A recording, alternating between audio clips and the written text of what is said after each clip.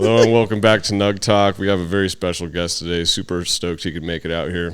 Yes, sir. We got the owner of Docta Rasta Cannabis brand, Docta Rasta Cannabis Store, retail store here in Manitou Springs.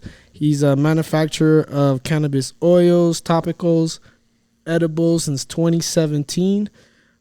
Please welcome Rich Rosselli. Right? Did I say that right? Yes, sir. Yes, sir. Rosselli. Rosselli. Just depends on if you want to have an accent or not. Is that like Italian? It's Italian, yeah. Hey, Rosselli. Yeah, something like that, you know. Hey, thank you so much for coming out. I'm like a mutt, so, you know. Yeah. Oh, you too? I got like 20 things in me. I don't even fucking know what the fuck I am. I'm right there with you, bro. Shit. Well, welcome to Nug Talk. Yeah, we got a special guest. Me. No, thank you for coming out, and super excited to hear your story, where it all began, what you got going on today, and what you got planned for the future. Heck yeah. Super excited to share it, too. Oh, yeah. Well, let's start off with the Nug. When did you first get a relationship here with the Nug or with cannabis? When was it a part of your life? Oh, what is this? What are we smoking?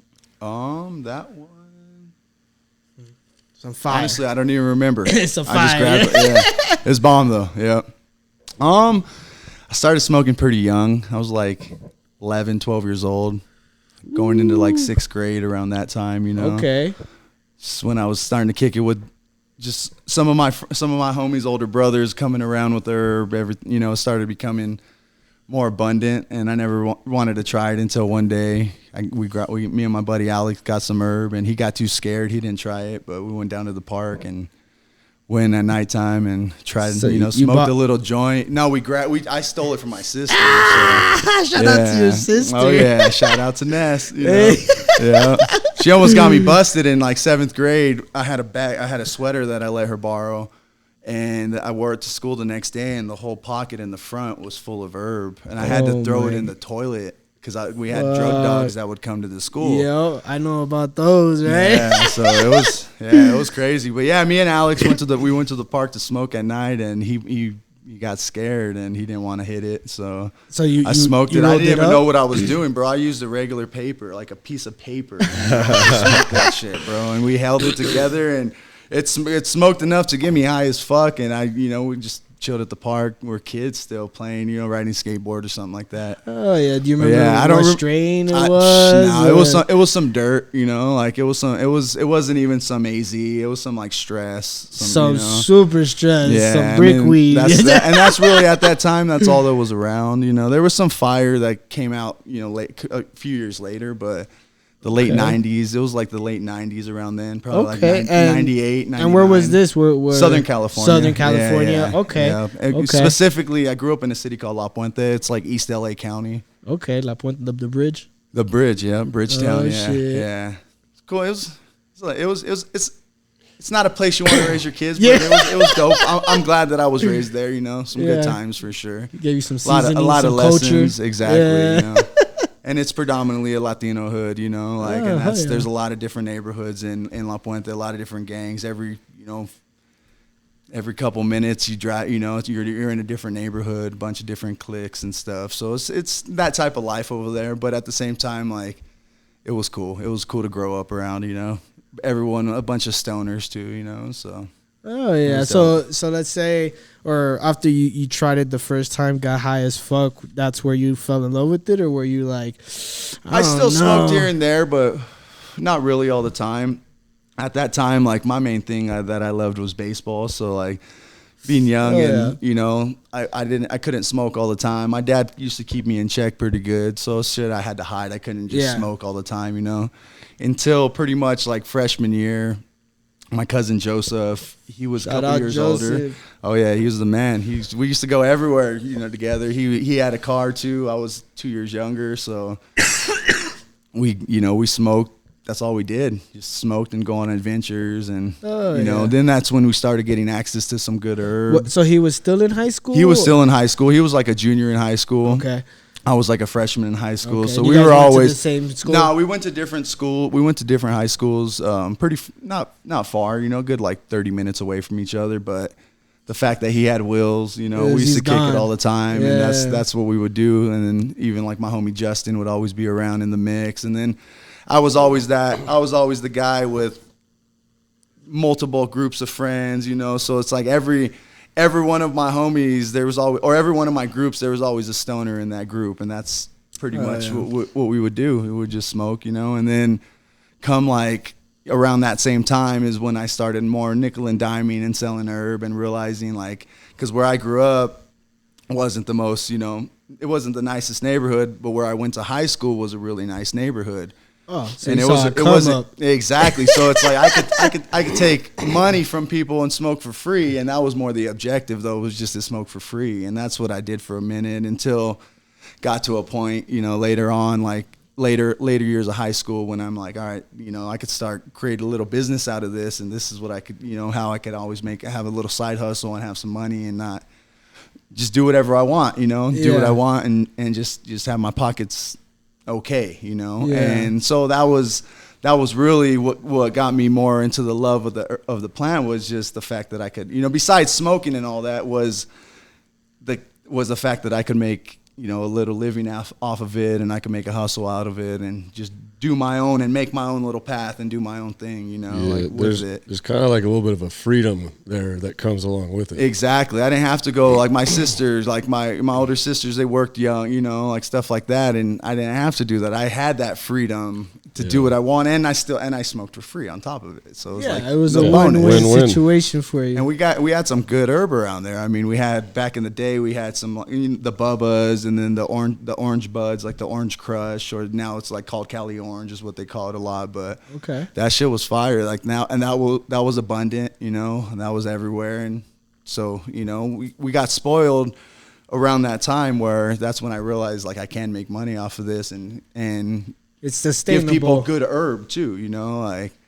And that's when the whole mindset changed for. And that's the plant, you're saying when you got out of high school. Around that time, like later years, like senior year, getting out of high school is when I came to that realization. And that's still like the mid '90s. No, late or the early, mid 2000s. So I graduated high school in 2005. Okay. So yeah. Okay, cool. So I'm kind of curious, you know, because you've been doing you had cannabis as part of your life for a long time, and you're one of the more knowledgeable guys I've talked to when it comes to some of these like different compounds and things. Appreciate that. At what point in that early process, or at what point in the process, did you really start kind of diving into like the more complex aspects of understanding more around like my early 20s is when I started diving into that. Like even before, like my buddies used to joke around, like one of my buddies has always called me Docta Rasta. He's like, because I've always been into the Rasta culture. I actually have the same birthday as Bob Marley, February 6th. So that's cool. Bob Marley died on May 11th, which is today.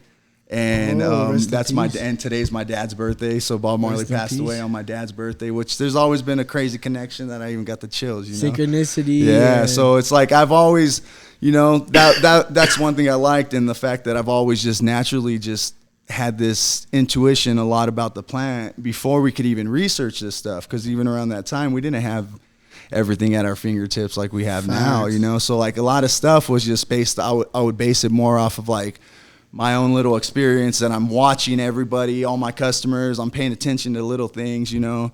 And so like my buddy Zoe, he started calling me Docta Rasta because of that. Like, so it was a little inherent naturally, you know. And I'll touch on another crazy story about that later too, or in a sec. And so, but then after, you know, I started getting into more the medicinal benefits of cannabis when my grandma got cancer, and I made her some RSO, and I started messing with other minor cannabinoids and realizing that like, yeah, THC is awesome, but this is like a piece of the pie. That's it. It's just a one little piece, you know, like that's over. A lot of times it's over, you know, it gets too much focus when it's emphasized. Exactly. There's so many other components. So many factors. And every single person, all of our endocannabinoid system is different. It's all individual. So it just depends on that person too. So many factors, you know. But yeah, it was around that age when I started realizing like, man, this is what I'm going to do. This is what I want to do. And there was little, you know, I didn't only do that forever until this day. Like I had, you know, a full on different career going on for a while, and something just naturally led me back here, which was an injury, led me back to the plant to be able to help myself and then help others. And it gave me even a bigger perspective on like the actual medicinal benefits outside of it. But the main like transition to where like it became real personal was when my grandma got cancer.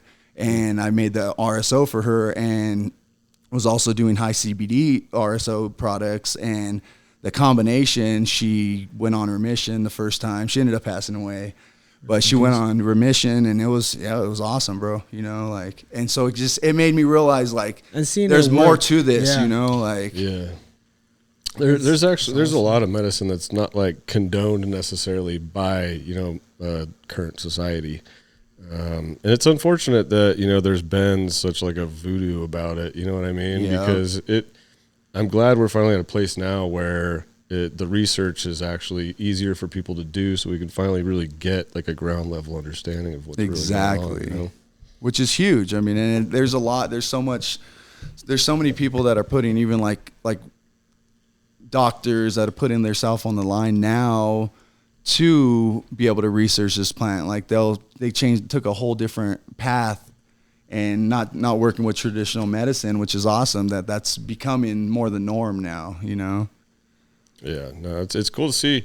You know, there's like you know, I think we had shared you that little thing the other day. You know, there's just like when you like see it really broken down, you see how many different compounds there really are. It's like, wow, you know. Exactly. Yeah. And that's like when it comes to like so many different things. Like when it comes to indica sativa, for example, we are only smoking indicas. We're not smoking any sativas because those don't exist other than fiber yielding, seed yielding plants. You know, so like there's so much like misconceptions of terminologies in this industry, you know, and at the end of the day, it's what you said, you know, that's what's creating these different variances in what we think is an indica sativa. Is not only the terpenes. Terpenes are very important for sure, but it's not even the terpenes, it's the flavonoids too, which are almost just as important, if not more important than the terpenes. And then it's the ratios of all the different cannabinoids, and that's where we're getting all these different awesome effects, you know, and your system receiving them, right? Exactly, because it's like all these cannabinoids, it's like a lock and key. It's like our body's waiting, the key, the lock is waiting, and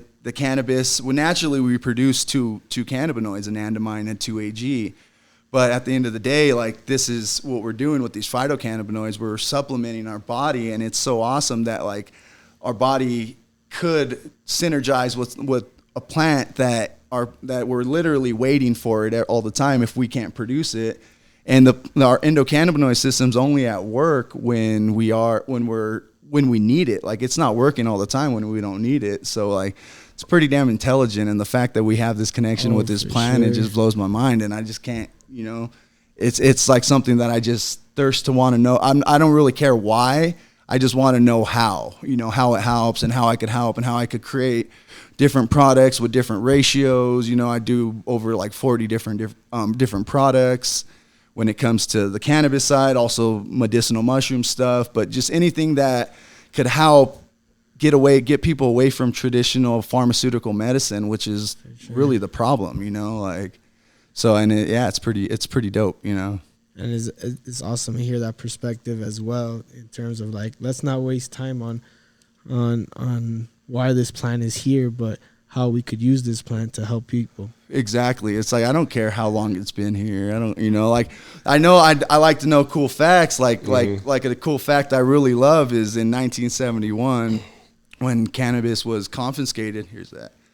When cannabis was confiscated in 1971, when they tested it, it was all less than 1% THC. Then in the 90s, when they tested confiscated weed, it was around 4%. And then in 2017, it went up to around 18%.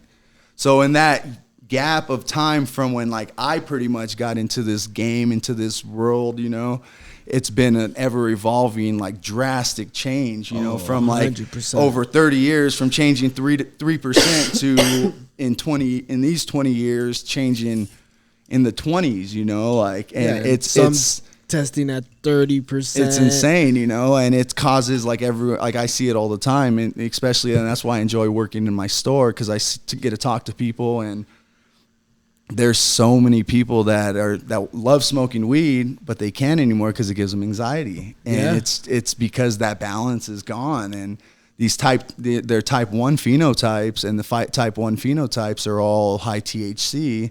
And they're not really emphasizing on all the other terpenes, cannabinoids, exactly, flavonoids, ratios, you know, like the type 2 phenotypes is ratios. Sulfur, something, tropic sulfurs, I heard they just came out with. Yeah, and that's like a different like flavonoid, I believe, you know. And like, it does something completely different, and they say that also has a big impact, even maybe more than the terpenes. Exactly. Yeah, because and then like with the flavonoids, they're like basically they still have they're like CO2 still in them, so it's different conversion, and I mean it's insane, you know. And it's so cool to be where we're at now in time, where we have the technology and the people willing to work in researching and finding out more, and just not like, you know, bro science, but people like companies PhDs dedicating their life to this. And it's like I love a book that I don't make, but you know, I recommend all my employees to read, and it's called Cannabis is Medicine, and it's by a lady named Bonnie Goldstein, and it's the most informational book in the world when it comes to cannabis. She did like an amazing job. It's phenomenal. Like, I recommend it to everybody, you know, like, and it's nice because it puts a lot of things that like inherently that I always felt about the plant. It puts it like with deep science behind it, rooted. So it solidifies a lot of it, you know, and it's a trip. You know, I one time it was like a year ago, I went into a store up in Woodland Park, and there's a guy, it's called Hole in the Wall. It's an apothecary store. And the owner there, I walked in there, never met him, and he's like, "Hey, nice to meet you," you know? I mean, nice to see you. And I'm like, maybe that's just how he talks, you know? Yeah. And he's like, "I haven't seen you in a long time." And I'm like, "No, it's the first time we met, bro." You know what I mean? And he was like, "No, we were here like, you know, years, like couple 100,000 years ago, and me, you, and a few other people brought the cannabis plant here for people to heal as medicine." And I'm like, "What the fuck?" You know? And like, super chill. Like, just walked in. Like, wait, what? Exactly. It was a trip, bro. It was a trip. So it's like, you know, like I always think about it. I'm like, you know, inherently, you know, there could be a deeper connection than I even ever could think, you know, like, which is why I feel like I'm always want to be on the edge, on the side of like protecting and preserving the plant, you know. 100%. So like with like some of the new understandings of these different things, what would you think in terms of, you know, just like market shift, you know, because right now a lot of the reason why so many of those things have been bred is because they're chasing THC or this, that, or the other thing. With the deeper level of understanding that is clearly coming on the horizon, what would you expect to see more of?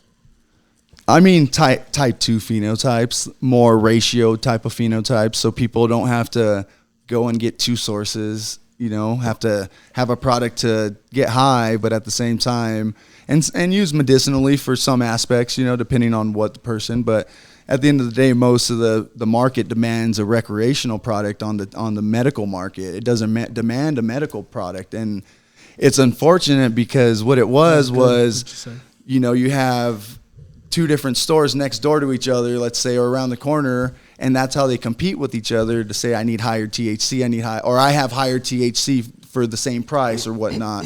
So it became almost like a marketing thing, which, you know, on like for me, I feel like on like a longevity type of business standpoint for the plant, especially on the cultivating side, is different ratios, but not solely, because obviously you got to give what the market wants too. Yeah. But you got to fill that other side of the market that's really lacking on there, you know, because there's a huge amount of people in surplus that really want that. And I didn't really realize that until I spent so much time in the store and people coming to us saying, "Hey, I need some CBD flower because I can't smoke anymore and I want to smoke." And then I let them know, like, "Hey, you could still smoke your THC, but just ratio it up, do different things, you know, like just play with it, find what works best for you." And I've realized like a 1-to-1 ratio is what people really like. And even like a 2-to-1 THC to CBD, a lot of people like too, because it's a little more intoxicating, you know, but I feel like that's like, you know, the best way to maneuver into this ever-changing industry, that because it's like a big gap that's almost not even paid attention to in the industry, you know. So, and that's why I do ratio stuff, to try to fill those gaps. And, you know, like it's like you could have a product that everybody could use, or you could do isolated ones by itself, which is, you know, different. Not really on the flower side, you can't do that obviously, you know, but, you know, do things like that so people could make their own little Frankenstein ratio of products and whatnot. But yeah, on the flower side too, I feel like that's the most important thing, you know, that is very lacking in the medical side, you know. And because I'm on the outside looking in a little bit from the medical world, you know, like, and from the federally legal hemp market, which is what I'm in, that I could ship all my products. I have multiple different licenses. I have the license for intoxicating cannabinoids. I have the license for non-intoxicating.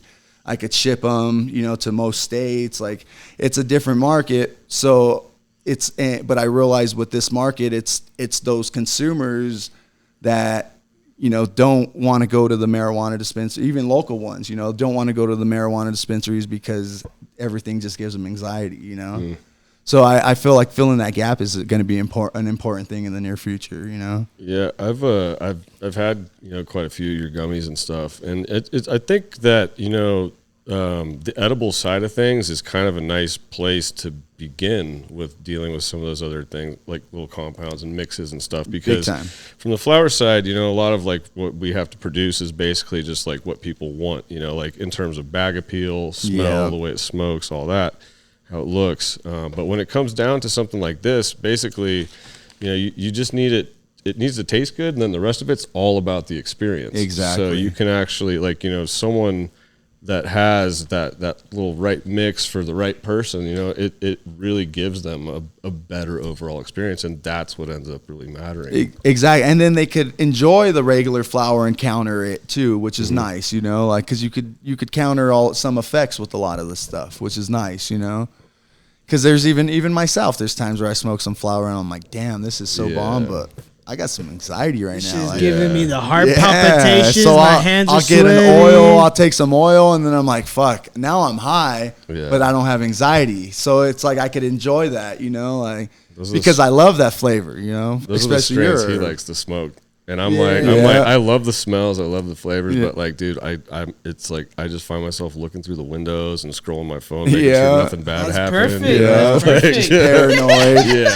Start pacing, palms get sweaty. What the fuck is going on? Yeah, and THC, what it does to a lot of people, it causes inflammation and causes too much cortisol production, which is why people get anxiety. So if you get that balance ratio, and you add some CBD to the mix, the CBD is going to keep, it's going to keep that THC from binding, which is really cool. So it helps your tolerance, but two, it'll take away that inflammation. So the anxiety goes away. So it's always cool to be able to counter it, you know, so that way certain strains you could be like, damn, I want to get that effect a little bit of that anxiety, but I don't want it to fucking rule me right now, you know? Yep. So then you know, like, so it's nice to be able to mess with, and it's nice that the plant creates all these different, you know, cannabinoids, compounds that you could use and counter each other with, you know, like, it's pretty neat. So, yeah, no, it's super cool. Oh yeah. And so getting back to your story here, so, you know, rest in peace, your grandma, you said around 22, 25, that's when you started making the RSO and started really diving in. Did you start growing or? Yeah,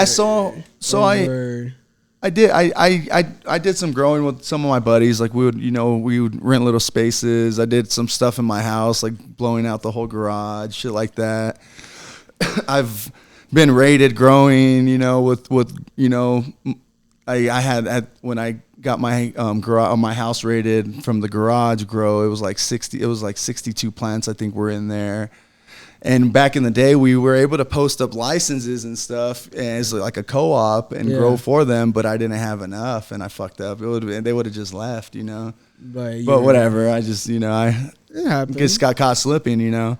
Yeah. But yeah, I mean, and that was it. But I mean, mainly what I did, mainly it was I moved a lot of weight, you know. Like that was my main thing. But I had, you know, I would have grows here and there, and you know, we'd get some stuff popped up. I would do solo things, do stuff with some of my buddies and whatnot. But for the most part, it was like my main thing was just like moving weight, you know, just turning, just flipping it, you know. I break some stuff down, you know, but for the most part, just moving packs at a time. Grab and go. You know, yeah, and just grab a bunch and just, you know, I knew a lot of people with a lot of different connections. Like in my neighborhood, how it wasn't really like, I didn't really know, like, I didn't really have like, I had some homies that had some really good connections to herb, but a lot of people wouldn't give shit up. You know what I'm saying? Everything was and then they'll put their tax on it and make it impossimpossible for you to do anything. Exactly. So I never really fucked with a lot of my homies. Like from where I grew up to, a lot of I basically just did my own thing, met my own people. And Southern California, LA County is a huge place. You know, for sure. Orange County is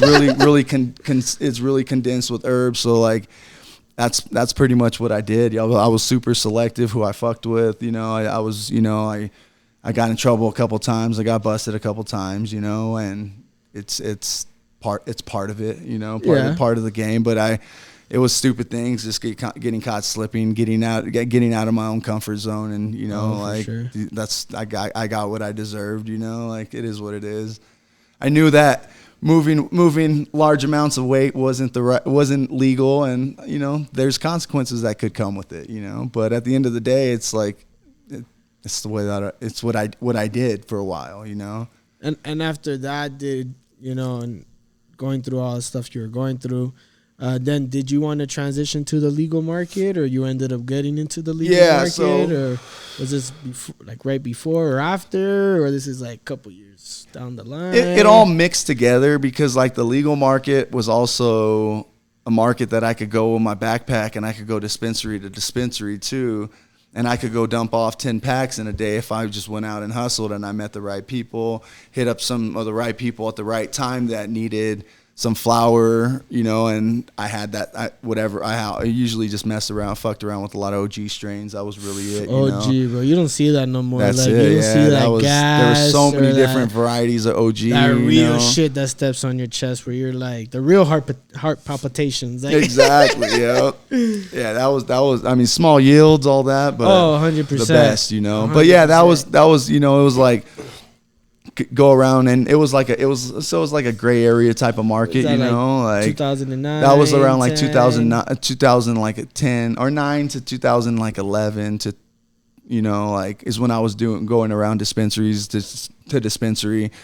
But in 2009, I went, and one of my cousins, he hit me up and he was like, yeah, these dudes opened up a dispensary, and it's in Anaheim, and which is where Disneyland is. So it was right around the corner. But yes, yeah. But so it was in Anaheim. They needed some weight, and I had some weight, and they wanted to do some consignment.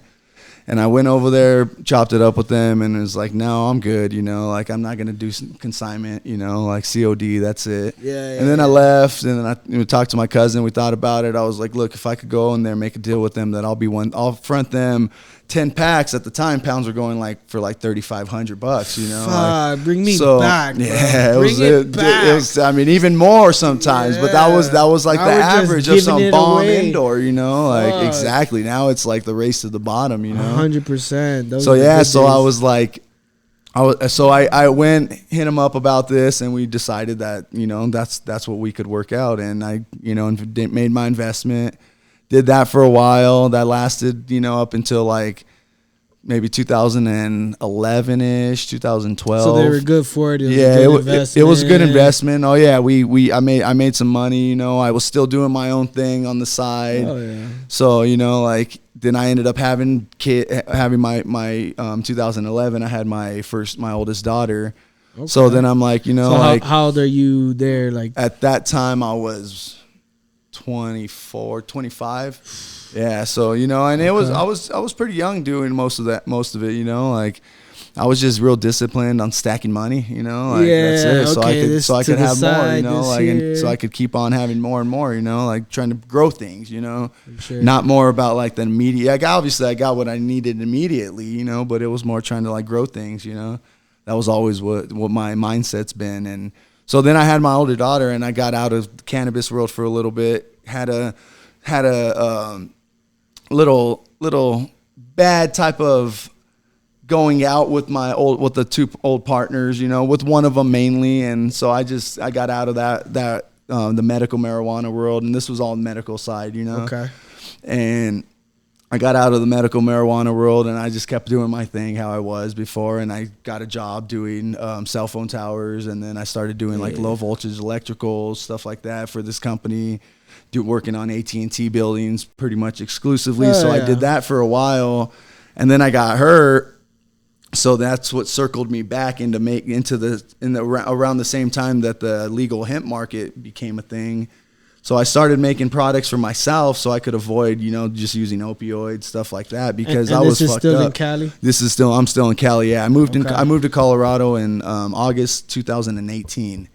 So this was like 2017 is when I started messing around with the CBD stuff, And I hear that from a lot of people who get injured and stuff is let's move away from the opioids. Exactly, let's man. Move away from that, and let me find something that's going to be better for me. It's not going to make me feel off or different or dependent on it. Exactly.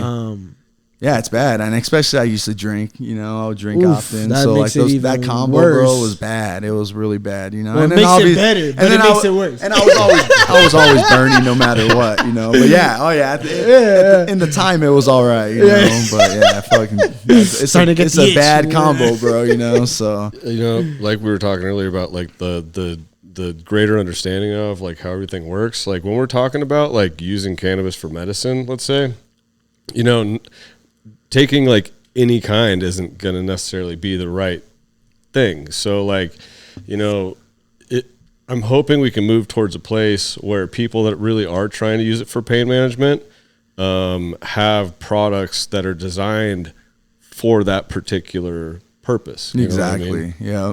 And that's important, like that's like, for example, like I do topical products. I have pain topicals that I do at a 4-to-1 ratio with CBD, with the full spectrum CBD, and I use a true full spectrum CBD. I don't use a distilled full spectrum, so it's going to be rich in cannabinoids. It's going to be rich in caryophyllene, which is really one of the that's like real like where pepper comes from and whatnot. Talk that shit. Yeah, it's some good stuff, bro. So it's rich in that, and it's rich in all different minor cannabinoids.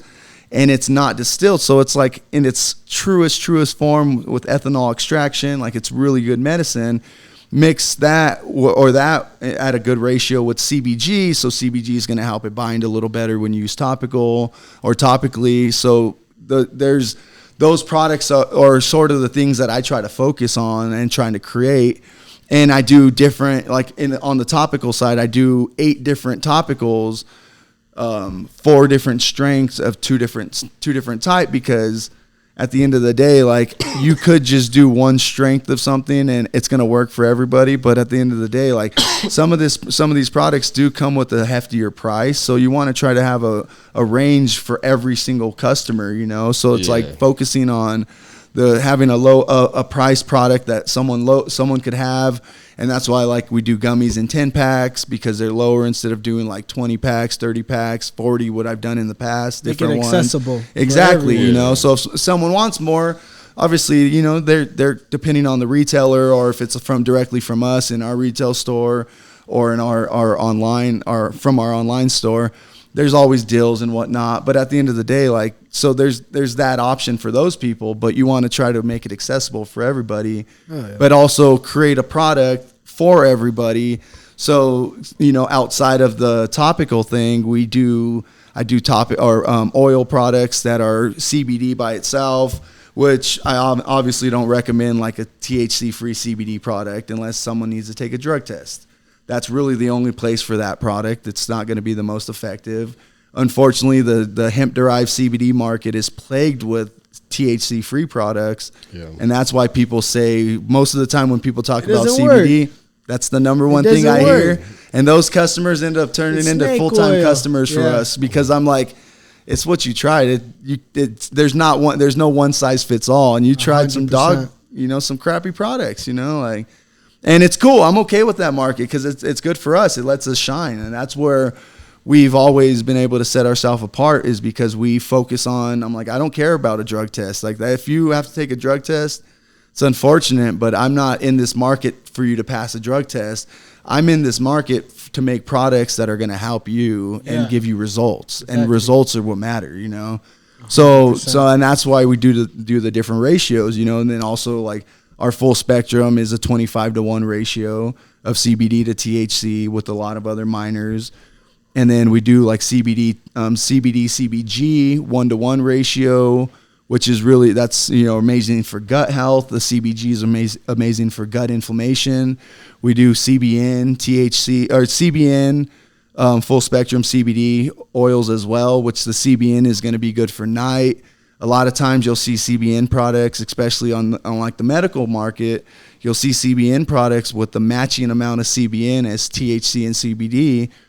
That's way too high. It's, like you have to, CBN works best at lower doses, like 2.5 milligrams to, maybe 5, depending on the person. Yeah. So it's like creating these ratios from feedback that I've had from customers, it's like trying to create those products that are going to actually have the ratio that are going to be the most chance of working for that particular person, and just be broad, but at the same time super specific, or for that problem. Exactly. Like if you have sleeping problems, you could put the right amount. Exactly. This is a sleeping product, or pain relief, or nausea, or gut health. Like you were saying, you could, narrow it down to exactly what you're trying to pinpoint and what you're trying to help. Exactly. And it's sad we can't say too much when it comes to, like, especially in my, like, even on your guys' side of the market, there's only so much things you could say, so much terminologies you could say. But like for me, especially because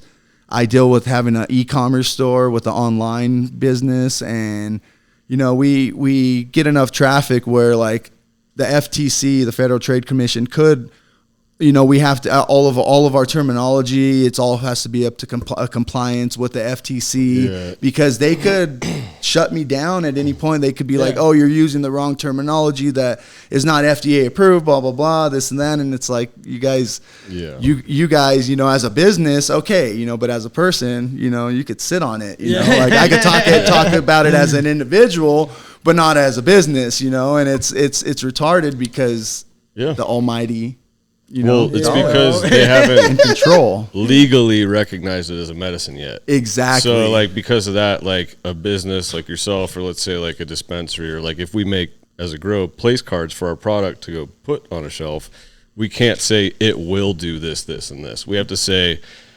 it might. Exactly. Or like something like you have to word it differently. Where it's not giggly. Like you're not. You're not like buying something that is absolutely going to do. You know what I mean? Yeah. Like you can't. It's really, it kind of sucks. All the disclosures, because it's like, why can't we openly talk about this plant? Like even though we can, but at the same time as a business, where you have the biggest outlet, like because we're in the country of suing. Exactly. So you're held liable. Don't quote me, but you're held liable for every word you say, and people just want to get a reason to sue. Exactly. Like, well, I got a headache instead. Or cut their competition in half. Like which is like, for my whole market, my whole industry is threatened every single day because of companies like Curaleaf and True Leaf. These guys spend billions of dollars lobbying against the hemp market because it's literally we're taking all of their customers. For sure. And they try to make it seem like it's like, oh, well, there is bad parts of the hemp market. There's the Delta 8 THC and the Delta 10 THCO, HHC. These are all they're all conversions. They're all conversions from CBD isolate, a lot of different solvents. And they're not natural. They're not. You can't find that naturally. And they're naturally occurring in the plant, but so small.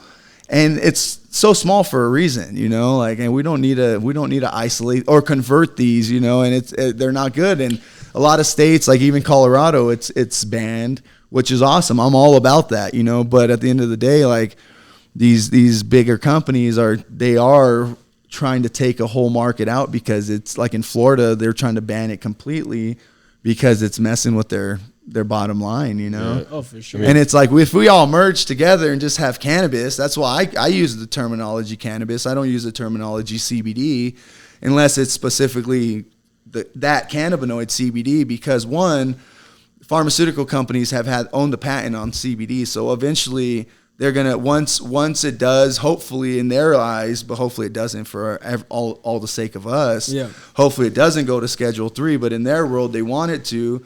They also own all the acronyms. They will now, all dispensaries will be federally illegal. They'll be able to go and RICO Act all these dispensaries and go raid them all. Like they'll kill the whole market because it's not sold at a pharmacy, you know, like it's gonna, so it's like an illusion. And so it's like instead of it just merging into cannabis and having one big cannabis market, whether, you know, not being and all being regulated, like we have very much the same regulations as the medical and the recreational side, but at the end of the day, it's like an industry that almost gets no clout because it's like, oh yeah, it's not regulated. It's like, it is regulated, but there's, just like in the marijuana side, there's bad actors. There's more bad actors on our side because people saw quick money. Yeah. Not realizing, oh shit, never mind. Let me get into something new. Let me get into vapes, you know? Like, you can get like a big old box of like 1,000 CBD gummies on Amazon. Exactly. Are they going to work? Probably fucking not. Exactly. Dude. You know, like it doesn't have any of the other stuff in there. Like you're just talking about those little compounds that like exist in very small amounts in the plant. 100%. You know, like people don't realize how like small compounds can have massive effects. Exactly. So, like, think acid, you know, tiny, just like a drop, and then that experience is completely insane. Yeah, you know, so like 12-hour trip. When we're talking about compounds and stuff, like really no one should sort of like, you know, kind of brush off the concept that like, you know, like even in small amounts, these things, maybe they're there for a reason in a small amount. Maybe you shouldn't isolate that and, you know, make it like the main component of something. You know what I mean? Like, yeah, it's definitely a minor for a reason, you know? Like they don't call them minor cannabinoids because they're made to be major, you know? Like, and they're not tested in the sense like this is something new, so you don't know what the long-lasting effects of them or what they're going to do to you and how your body's going to react to it. Exactly. It's natural, but you know what else is naturally occurring? Arsenic. Oh yeah.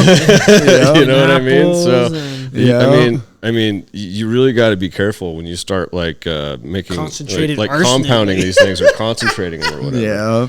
And then, you know, like talking like big pharma, dude, like if this goes Schedule 3, I mean, it's kind of a different topic, but if this goes Schedule 3, you know, like what makes you think they're even going to bother growing plants? They're just going to synthesize shit. It. Yeah, and then you're going to be taking another horse pill of some, what's that fucking Marinol? Marinol's a synthetic THC. Yeah. That's been around forever, and they've been prescribing it, this and that. Why we got to go synthetic? They have synthetic CBD. They have all cannabinoids, you know.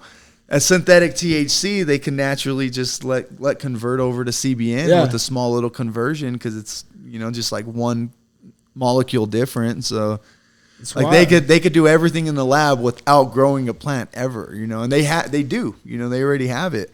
Dude.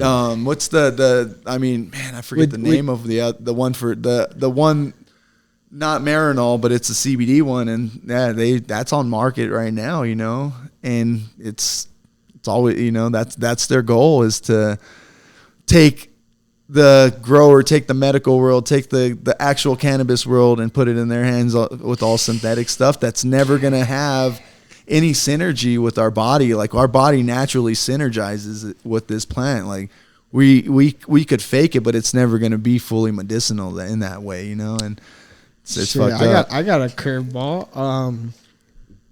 Oh man. That joint is starting to hit. Oh, yeah.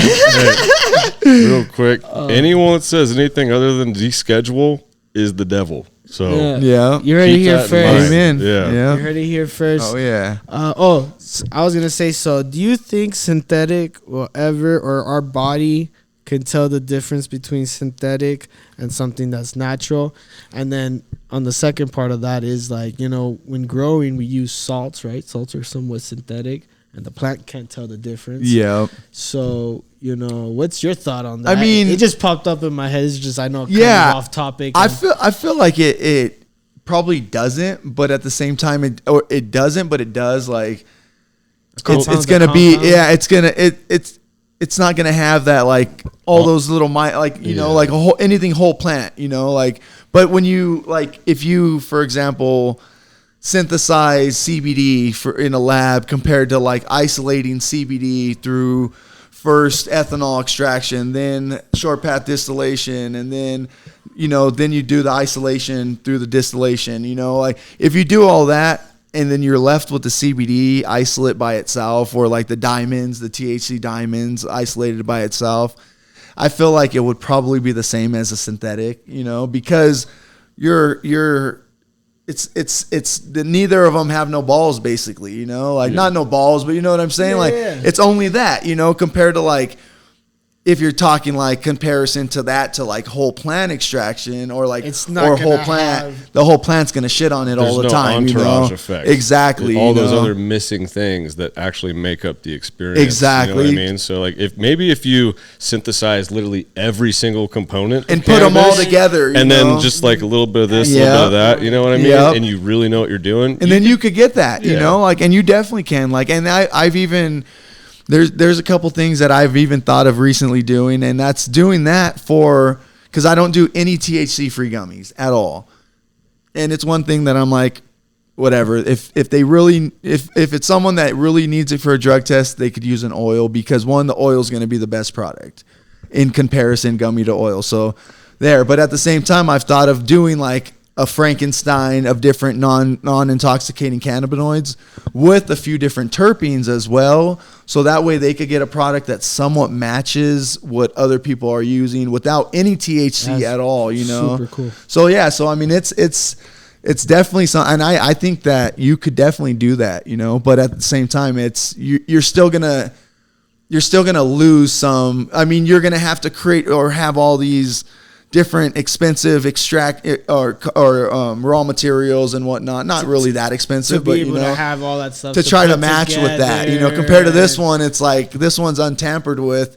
It is that one extraction process. That's it. It's clean. Still has a little bit of fats and waxes, also, and some lipids outside of everything else. Like, so it's like that will always be the best. But at the same time, you could definitely create that Frankenstein of cannabinoids, quote unquote, So that sounds dope as fuck. I can't wait to see and call it the Frankenstein, because I like to name all of my gummies, like these are high dose. These are obviously they're just 5 to 1. These are called Sweetest Dreams.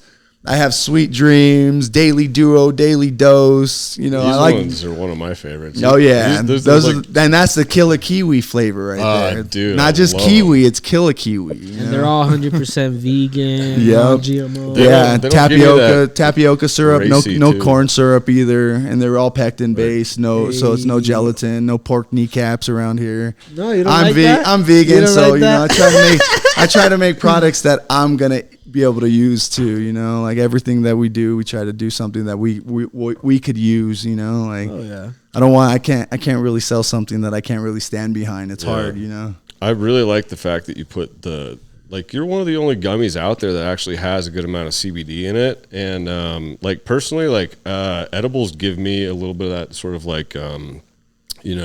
racy kind of like, oh shit, what's going on? Yeah, feeling. a little bit paranoia. Yeah, and so but these I can eat more milligrams of this. Heck yeah. Than I can of your traditional. And that it's cool because the way our body breaks that, our endocannabinoid system with that, how it works is you have the THC. And it basically is the THC is, your receptors are waiting for it basically, and then it comes and it binds to it. Then it'll go into hiding. But when you have the CBD with the THC, pretty much at like a 1-to-1 ratio and even more and higher on the CBD. What it's going to do, it's an agonist, and it's going to basically keep it from binding. So it's going to bind to the outside of the receptor, basically, and while the THC is binded to it, and it's going to keep it from going into hiding. So the high is going to also last longer, and it's going to keep your tolerance at bay a little bit because your receptors are going to be, more active. They're not going to be in hiding. So it's pretty cool, and those ratios are pretty important because of reasons like that, and that's why, like, naturally the plant has always been high CBD, low THC. Like the hemp flower that we sell, that's going to be high CBD. But there's also high CBG variety, which is considered a type 4 phenotype. So a type 1 is high THC, a type 2 is a ratio, a type 3 is a high CBD phenotype, and a type 4 is a high CBG. A type 5 phenotype is a fiber yielding or seed yielding one. Just a sativa grown for production. Exactly. Which is a true sativa. Because a true indica is that oil bearing plant. Hybrids don't really exist. The only thing we ever smoke, the whole marijuana market, the whole hemp market of the products from CBD to the other cannabinoids, that every single thing is an indica because it's an oil bearing plant. Even the 13-week plants? Yeah, because you have like the autoflowers, which is like part of like the ruderalis and whatnot. Okay. But when it comes to like a true sativa is a fiber yielding plant. Okay. But yeah, the effects though, the sativa, like what I was saying earlier, like the effects of them is based off of like the minors, the terpenes, the flavor, all of that mixed together, Yeah, because normally they say the fruity terps, the orange terps, the citrus, the pines, the lemanols are like, oh, those are the sativa-ish, more euphoric, more cerebral, more in the head, I think they just come from like a different place where maybe those were benefits to that plant in its particular environment. Yeah. But if you look at like the sativas, like what you're talking about, it's like what people will use for fiber, and it's literally like a single stalk. That's it. They're long. Yeah. And we've used these like bamboo. We've keyed these terms for it, which are now like the industry standard of the terms, So a sativa is that more cerebral. The indica is the indicouch, but at the end of the day, like, those aren't the like real terms, but at the market and reality, there's a little disconnect. But so I still use those terms, like even on our website and our store, like all of our flour, it's always labeled indica sativa hybrid, and I even color code shit, like I'm like, I like color coding things, so it makes it easier for people to remember, like, and then I change it on them, but yeah, so I like to do the color coding so people can know, but I still use those terms. But at the end of the day, I still use those terms. But yeah, at the end of the day, like, I do know the difference of like what it really is, and I like to let people know all the time, like, hey, this is what indica really is. This is what it is. But these are the terms you're going to use, and they don't forget those, but little side note, type of thing, So that's one of the cool things I always like to do when it comes to like, helping like with customers and stuff, or just like other places I wholesale to, just letting them know like those little key facts, So little caveats. Like, exactly. Hey, this is what we're calling it, but exactly. In all actuality, it's not really that. But and at the end of the day, we want all we want is the main thing we want is the oil from the plant for the medicinal benefits, essential oils. That's why we grow our medicine. Is exactly. Well, and terpenes are the essential oils of the plant, And then like the cannabinoids are just, they're oils, but they're not the essential oils. Like the terpenes are the technical essential oils, and that's pretty, it's like, it's nice that like those are universal from plant to plant too, but at the end of the day, it's always best to have a single source thing, but at the end of the day, it's nice that we could get them from other sources if we needed to, because terpenes are amazing. Mm-hmm. I mean, dude, this plant in general, just, like people don't realize that, terpenes don't necessarily, they're not just in cannabis. Like you've smelled a rose, you've smelled this, you smelled that, like an orange blossom Fruits, or whatever. You know what I mean? Yeah, exactly. Hops. And like, they're like, how are there so many flavors of cannabis? You're like, well, I mean, Pine this tree. plant's crazy in the fact that like it has so many of them. But at the same time, you can find these everywhere else in nature too. Exactly. Yeah, you said pine trees. You go into nature, smell the pineal, the El Pineal, and just being around a pine tree. Try to be in a bad mood. It's relaxing. It's not possible. Like, and if you Take a are, deep you're breath, you're like, it's like, oh, she's not that bad actually. yeah, exactly. By the way, your cup is awesome. Oh, thanks, man. Make sure you zoom in on that one. My little brother gave me that for like my birthday, I think. Shout out your little brother. He's the one I met. If you got brothers, you can't just give them a gift. I was gonna say that's a brother. Yeah. Oh, that's awesome. Should we light one of these big ass doinks that you got here on the table? Have you seen these motherfuckers? Or should we take a dab? I got some rosin here.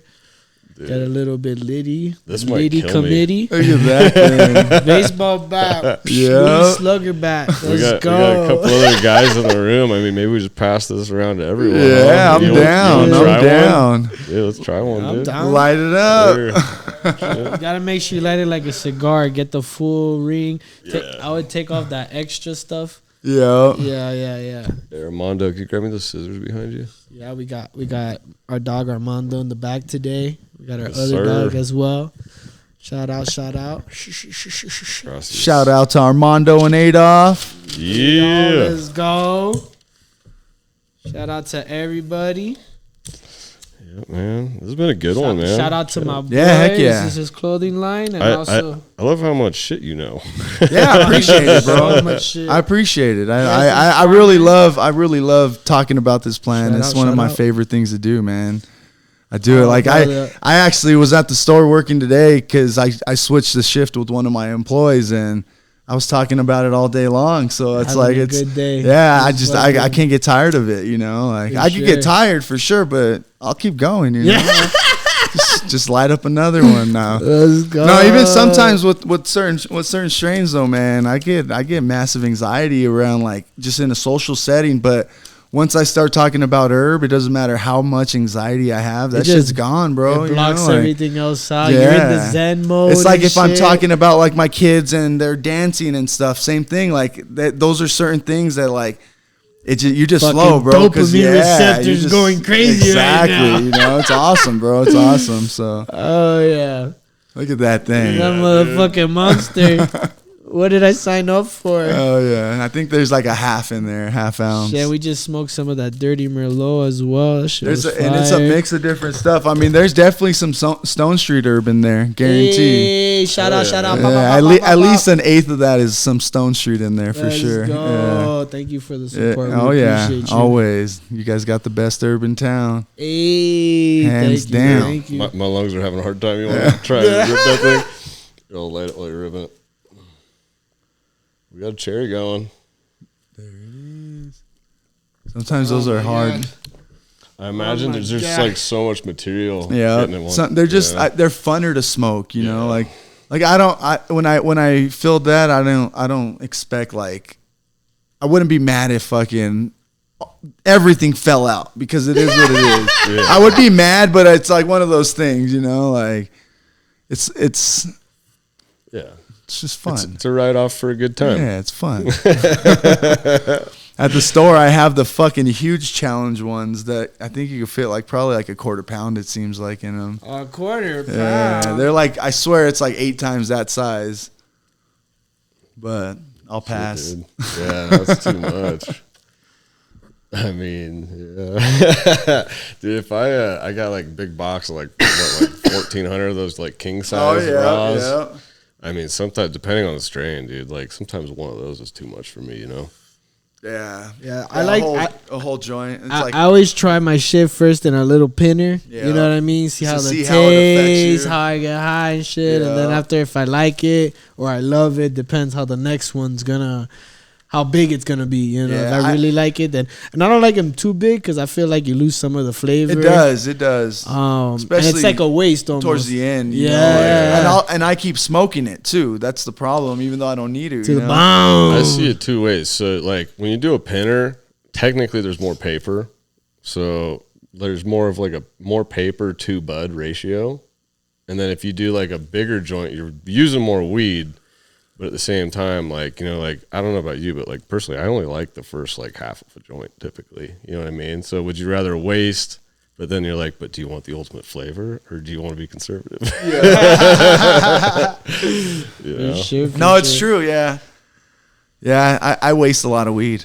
Looking back, I mean, I enjoy it all, every aspect of it for sure. So technically, it's not wasted, but yeah, I over fucking consume a little bit sometimes. For you sure, know? it's there. You're like, well, fuck it. And sometimes like it's not really a problem, but sometimes it is. I'm like, you know, especially like I have a retail store, I have a warehouse, I have, you know, multiple brands, I have the online, I have my family, like.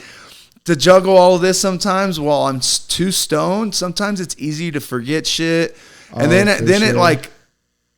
it makes me have to work longer. Like, so sometimes I have to check myself, you know, and it's fucking hard to check myself when it comes to smoking, you know. Yeah, dial it back a little bit. Yeah, so then I'll, you know, just take bong hits here and there, and then it's nice to balance it out because then I get nice and stoned, but it doesn't linger as much, you know. I don't over consume, so it's like try to check yourself every now and again. You don't have the bong just right there, the bop. Yeah, but there's times there's times where it's like, all right, I smoke, you know, before I do something, and then after I do it, and then you know, in between too. And then a pause. Yeah. Well, it's been 10 minutes, guys. Exactly. So it's like trying to always keep that balance, you know, of like when I know I'm like, all right, I gotta check myself for a second, you know. So, sometimes you gotta use it as like a reward system where it's like, all right, I got this, and this to do.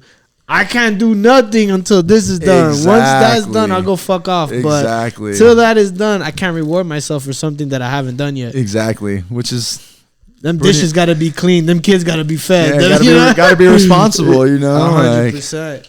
This thing's like a road flare. Hell yeah. Oh yeah. It probably runs like a mother too. I just tried acid. I was like, I've never tried Yeah, acid. it's Anything like this. The whole cherry wants to fall off too. I mean, shit. Tastes good. Is the ashtray big enough? I hope so. Yeah, I hope so. G&B ashtray. I think it's get them while they're hot. Well, I don't think it's your guys' herb that's in there is the Georgia pie. Oh, okay. Oh, yeah. That shit's fucking good. Here, geez, this really is good. some of our newer stuff. That's the candy floss. That was like a so candy floss is like, this is one of Trichouse Chris's strains. Shout out, bam, bam, bam. The candy floss is basically it's a pheno of just like the Black Flame. There's two that he decided to rename, and one's the Black Flame, one's the candy floss, but they're both basically the same cross as Devil's Candy. Got you. The Black Flame's gassy, and then that one smells like cotton candy, and candy floss is another name for cotton candy. So yeah, this shit is bomb right here, and it looks really pretty. Yeah, but, and then we got some Dirty Merlot too. Yeah, and this is last batch. That's one of his strains, actually. Brendan's. Okay. Yep. Generation last new batch breed. is not as new, but still smacking. That's the joint we smoked earlier, and this is the Black Flame that he was just talking about from Trichouse. That one I feel like it's a very calming. Yeah. Soothing high, not too fucking couch locked, but your eyes get heavy. All right. Has good flavor on it. We got some more dropping pretty soon. That's bomb. Yeah, a bunch of stuff in rotation, man. Have to smoke out, you know. Heck yeah. Come over to your spot or something. Yeah, we'll have a nice little session at the warehouse. You guys haven't been there since I did a remodel there. Oh yeah, you were just starting to set everything up. It's not even gonna be. Yeah, you're gonna be like, what the fuck? This isn't even the same place. Yeah, wait, is this a kitchen? Is this a lab? You said you were putting in like a kitchen/lab or something? Yeah, so I basically just doubled. Like I took the place over next door and I just put pathways in every room.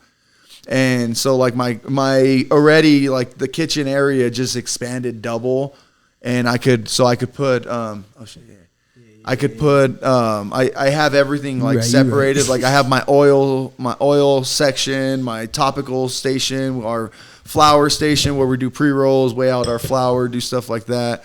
Then we have our gummy section. So everything's separate now instead of having to, like before it was like things being done in the same area. So like you can't really do 2 tasks at once. It's like I got to do some oils and I got to do this, you know? So now everything could be, I could have fucking streamline that motherfucker. Exactly, bro. I could have 6 people in there fucking doing the same, doing integration. A task. Exactly. So it's awesome, just, bro. It's nice growth, you know, like it's really nice growth. No, and before anything was in there, it was clean as fuck. So I could imagine now when everything is even cleaner. Exactly. Probably would help with filters. Exactly.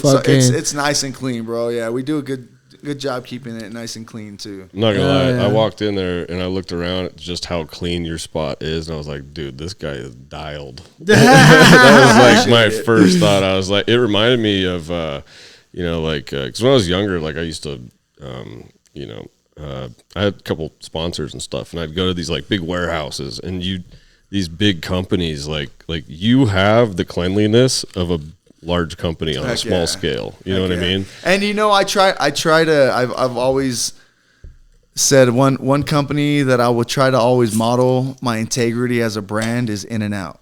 Yeah. Like you know, like I don't need In-N-Out. You know, I have my whole life, but I don't. You know.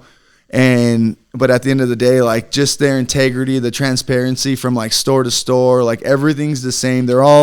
Everything's uniform. You know what you're going to get all the time. And the consistency is always there and the integrity is always there, you know? And that's always been like something that I've always said, like, you know, that's one thing that I will make sure is always my focus is like branding obviously it's like an OCD thing too, you know, like not really, but it's like, I care. Yeah. That's really what it is. Like, you know, either you care or you don't care. Exactly. But I do take it to an extra step to make sure like the cleanliness, all of that is always there. Like, you know, just being able to follow like all GMP certification regulations just makes things easier too in the long run, and it's easier to find shit when you need it, and it's just a better oil. It's a better oiled machine, you know, when you worry about those little things every now and again, you know. And to me, like it's always been like a big focus, you know. So, but it's annoying sometimes, you know. Well, why is this in the wrong spot? Yeah, I'm like, damn, why do I have to move this back here? It's okay there, you know. Like, it's only a foot away, you know. Like, yeah, it's crazy to see though, like. You know, some people, like, obviously, if you have a ton of money, it's easy to just keep everything totally dialed. Like, I'd walk in these places, they'd be massive, not a speck of dust anywhere, you know? But, like, I walked into your spot, and it's so tidy, it's so organized, and I was just like, dude, like, it's gonna fall in the ash. Like, I envy what you have set up. I appreciate it. It looks really good. I appreciate it. Yeah. Big shout out to Adolf for keeping that clean most of the time. And most of the time it's him. I do sometimes now, you know, but he does his thing. Yeah, shout out. But for a while, you know, there's times where it's like, you know, there's times in having multiple things going on that you have to almost turn into a one-man show for times where you're in between people, and it's always nice when you have all wheels turning nice and you have, you know, good help around too. Yeah, like people that makes a big exactly and it makes a big difference. Gives you peace of mind that hey, this is left in good hands. Exactly. That I can say, hey, you make a joke saying I don't have to do it as much. I don't have to do it all the time. You know, it's nice to be able to have that luxury. You know, so super blessed. So it's awesome. You know, because if not, someone's got to do it, you know. Yeah. For sure. So. These businesses can like consume your life, man. Oh, for sure. You never clock out. You know, when you're a business owner, you never clock out. If something happens, you know, at any time, someone hits your phone. Hey, this happens. A water line broke in the facility. Yep. Hey, this, that. There's no clocking out. Yeah, it's 24 hours, you know. You know, and then to be able to have a team or people you can trust and take away, give you more time so you can do other things. It is extremely a blessing. It's huge. Yeah. That's awesome, and it allows you to expand. Exactly, you know? and that's one thing. Like I've been trying to expand my brand. You know, I took a different route. I said, and this was consciously. You know, I said to my wife, you know, in 2019, I'm like, look, I could start pushing my brand that I know is what I'm going to stick with, I can start pushing my brand big and try to go like on a national market, like stuff like that. Just try to get out on the wholesale market and try to just blow up, you know? I was like, but at the same time, I don't have that capital. Yeah. So that's going to take a lot of capital, you know? I was like, but what I do is I have a lot of fucking grit and I have a lot of hard work. And what I'll do is I could open up a store with a lot less capital, and I could be the one out there hustling every single day, putting myself out there, doing events. I did farmers markets. I was doing markets every, like, 3 days a week, Hell you know? yeah. Like, so I was out there hustling all the time, you bro, you know? Exactly. All the time, you know? That's and awesome. it was taking that route of going, you know, saying, fuck, I'm going to take this backwards route sort of and create a brand and a retail store.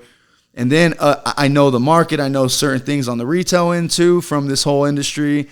And then it's easier to pivot to the wholesale side, you know. But at the end of the day, a big hindrance but also a blessing, the biggest blessing is the store. But at the same time, it's been something that puts me in check when I'm like trying to push a little too fast and too hard, and the store, something happens where I have to physically be back there, and it brings things back into perspective, you know. And it's nice because it puts me in check and it keeps me balanced from trying to overgrow too, and just grow organically, overextending that's yourself. it, you know. Exactly. You know, rushing the process. Exactly, because you can't. We want to. Yeah, we want that shit now. Yeah. We don't want to wait. But at the same time, think back of 2 years ago. We wanted this shit what we have right now. We would have died for what we have. 100%. So at the end of the day, it's all perspective and all relative, and you just got to be in it and just keep on doing it from here and not from the wallet. But at the end of the day, we still got to make a living because we got families or, you know, whatever, you know, like bills. We got bills, you know, like, but we can't fully sell ourselves, you know. Oh, not at all. For you know for the dollar, you know. So it's nice that we could stay true and do something that we love to do and still make a living doing it, you know, and help others make a living, create jobs for other people and build a nice ecosystem. It's like I'm the center of my ecosystem. I always will be, but I want my ecosystem to be big, and not just with people around me, but people that I could help out in other ways, and help each other, like just you know, elevate each other, and that's what it's all about, you know, like just trying to grow as people, and then obviously our brands will do what it's gonna do as long as we stay true to it, you know. Yeah, I mean, and you know, also, you know, not overextending yourself, not getting too big too fast. Like it allows you to control your quality, probably, I'd imagine, you know what I mean? Big time. Because like you're the man that's like kind of behind all this stuff, and like if it's just like it outgrows the pace at which you can deal with it, then that's not good for, you know, any of it, really. Exactly. I mean, I'm like, you know, like I use, like, when I make products, I use crystals. I don't not use them in it, but, you know, like I always have certain crystals around that'll create a nice vibration, and so I'm like, there's like some intention that's deep behind it, and if you scale too big, I won't have enough time to put that intention behind it. So it's like you gotta balance it out and just go one step at a time, you know. Like, and I've had opportunities on multiple occasions to sell my company or get, you know, massive finances and funding, and take me to level 10 on a 1 to 10 scale, you know, and take me to level 10 full on, fucking be able to take it as a national company. But you probably would have lose. But I was barely on step 4, bro, as an individual. And having a business, it's us too. So it's not just like what you get out of the brand, it's what you get out of it for yourself and your soul. And I wasn't ready to be at step 10. I still am not ready, you know? Yeah. So it's like I can't skip those steps. I got to go organically one at a time so I can learn all the lessons in between and all the different variables and all that fun stuff, you know, and then be ready for when it comes, or say, you know what, I don't even want that, because I just want a crumb. I don't even need a slice of the pie. You know? You end up finding out that what that's level 10 entails, and the time it takes away from you and your family, exactly, and the stress level. And you have the money, but then you lose what you're doing it for. Exactly. Mm-hmm. So it's finding that balance, you know. Balance is everything. I mean, that's, I have a yin and yang on my hand for that reason, to remind me to always be balanced. That's why my first drop is the black and the white. Yep, exactly. It's the same concept. Exactly. The money's important, but so is the soul. You know what I mean? Exactly. So, 100%. Exactly. It's like, you know, you can't sacrifice one for the other because, you know, like there's this balance that's very important. Exactly. That needs to exist. And none of us are Brads and Chads, and we don't want to be part of the Brad and Chad world and only worried about that one aspect of it, you know? Because, yeah. That's what gives burning like an incense. Know, This whole place is clouded. Like you don't even have to. I don't even have to smoke. Shit, contact high. I Contact barely see high. Adolf sitting over there. Oh funny, man! And going back to your story here, and I just want to make sure I remember right. So you said 2016 you had gotten injured, and then 2017 you moved here to Colorado. So 2017 is when I got injured. 2017 is when I got injured. 2018 is when we moved to Colorado. Yeah. Okay, and what made you? Because I feel like Cali's kind of like the mecca, right? For but at the same time, one of the main reasons, our kids was the main thing that we moved here because. When it comes to like we homeschool our kids, me and my wife, we just our 10th anniversary was last weekend, so she does. She does the homeschooling. I've always accepted that I'm gonna be the one that has to man it no matter what. If I have to have multiple hustles, you're gonna stay home with the kids, and you're not gonna have to worry about finances. And that's what I'm gonna do, you know. And you you're a mother, and we don't want the school system to raise you, so we'll do what I can, you know. Like awesome. And I've always had my hustles going, you know, until I moved here. Pretty much that was one of the main reasons I moved here as well. Was it's easier to get away from moving weight and trying to focus on getting back into a legal world, you know. But it was the kids had a lot to do with the homeschooling, the way it was set up in California. Just certain things that we're about when it comes to vaccinations and stuff, and when it comes to our kids and stuff. Like we've always been against like at birth vaccinations, so you can't go to school and stuff. You know, you can't. Even some doctors still to this day refuse to treat our kids. You know, because they didn't have a 5 vaccination when they were born on the birth. It's like they're 13 now. Like get out, you know. But it's just so there's reasons why in California our kids legitimately wouldn't have been able to go to school because they mandated it. So we were like, fuck this place, and we left. You know, like. And so we moved here, and were you still injured when you moved? That was so 2017 is when I got hurt. I had multiple hip surgeries. I had stem cell done to my back.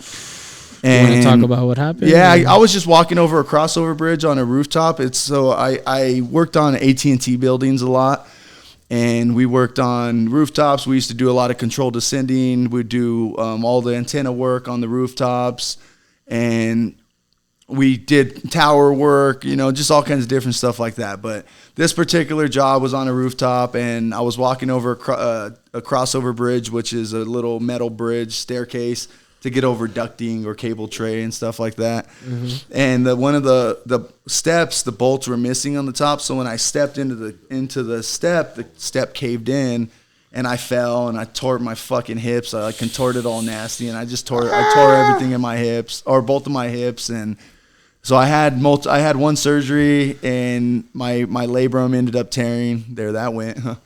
Yeah, my labrum tore, so then I had to have it repaired again, and I got lucky that I got stem cell done to my back, and it helped out a lot.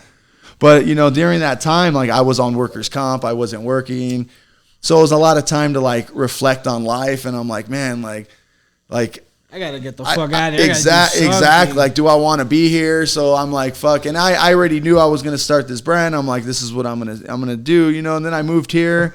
And I chilled for a little bit. I enjoyed life. I didn't do really anything. I was rehabbing and pretty much just kicking back, smoking weed, enjoying Colorado. I enjoyed it for like 6 months, maybe a little less. And then I was like, all right, enough is enough. It's time to get back to work. And then I started trying to build the brand. And 6 years later, you know, 7 years since like day one, but since I like moved here, made this like a different push, you know, like, awesome. And it's what I full time been able to do for since 2019.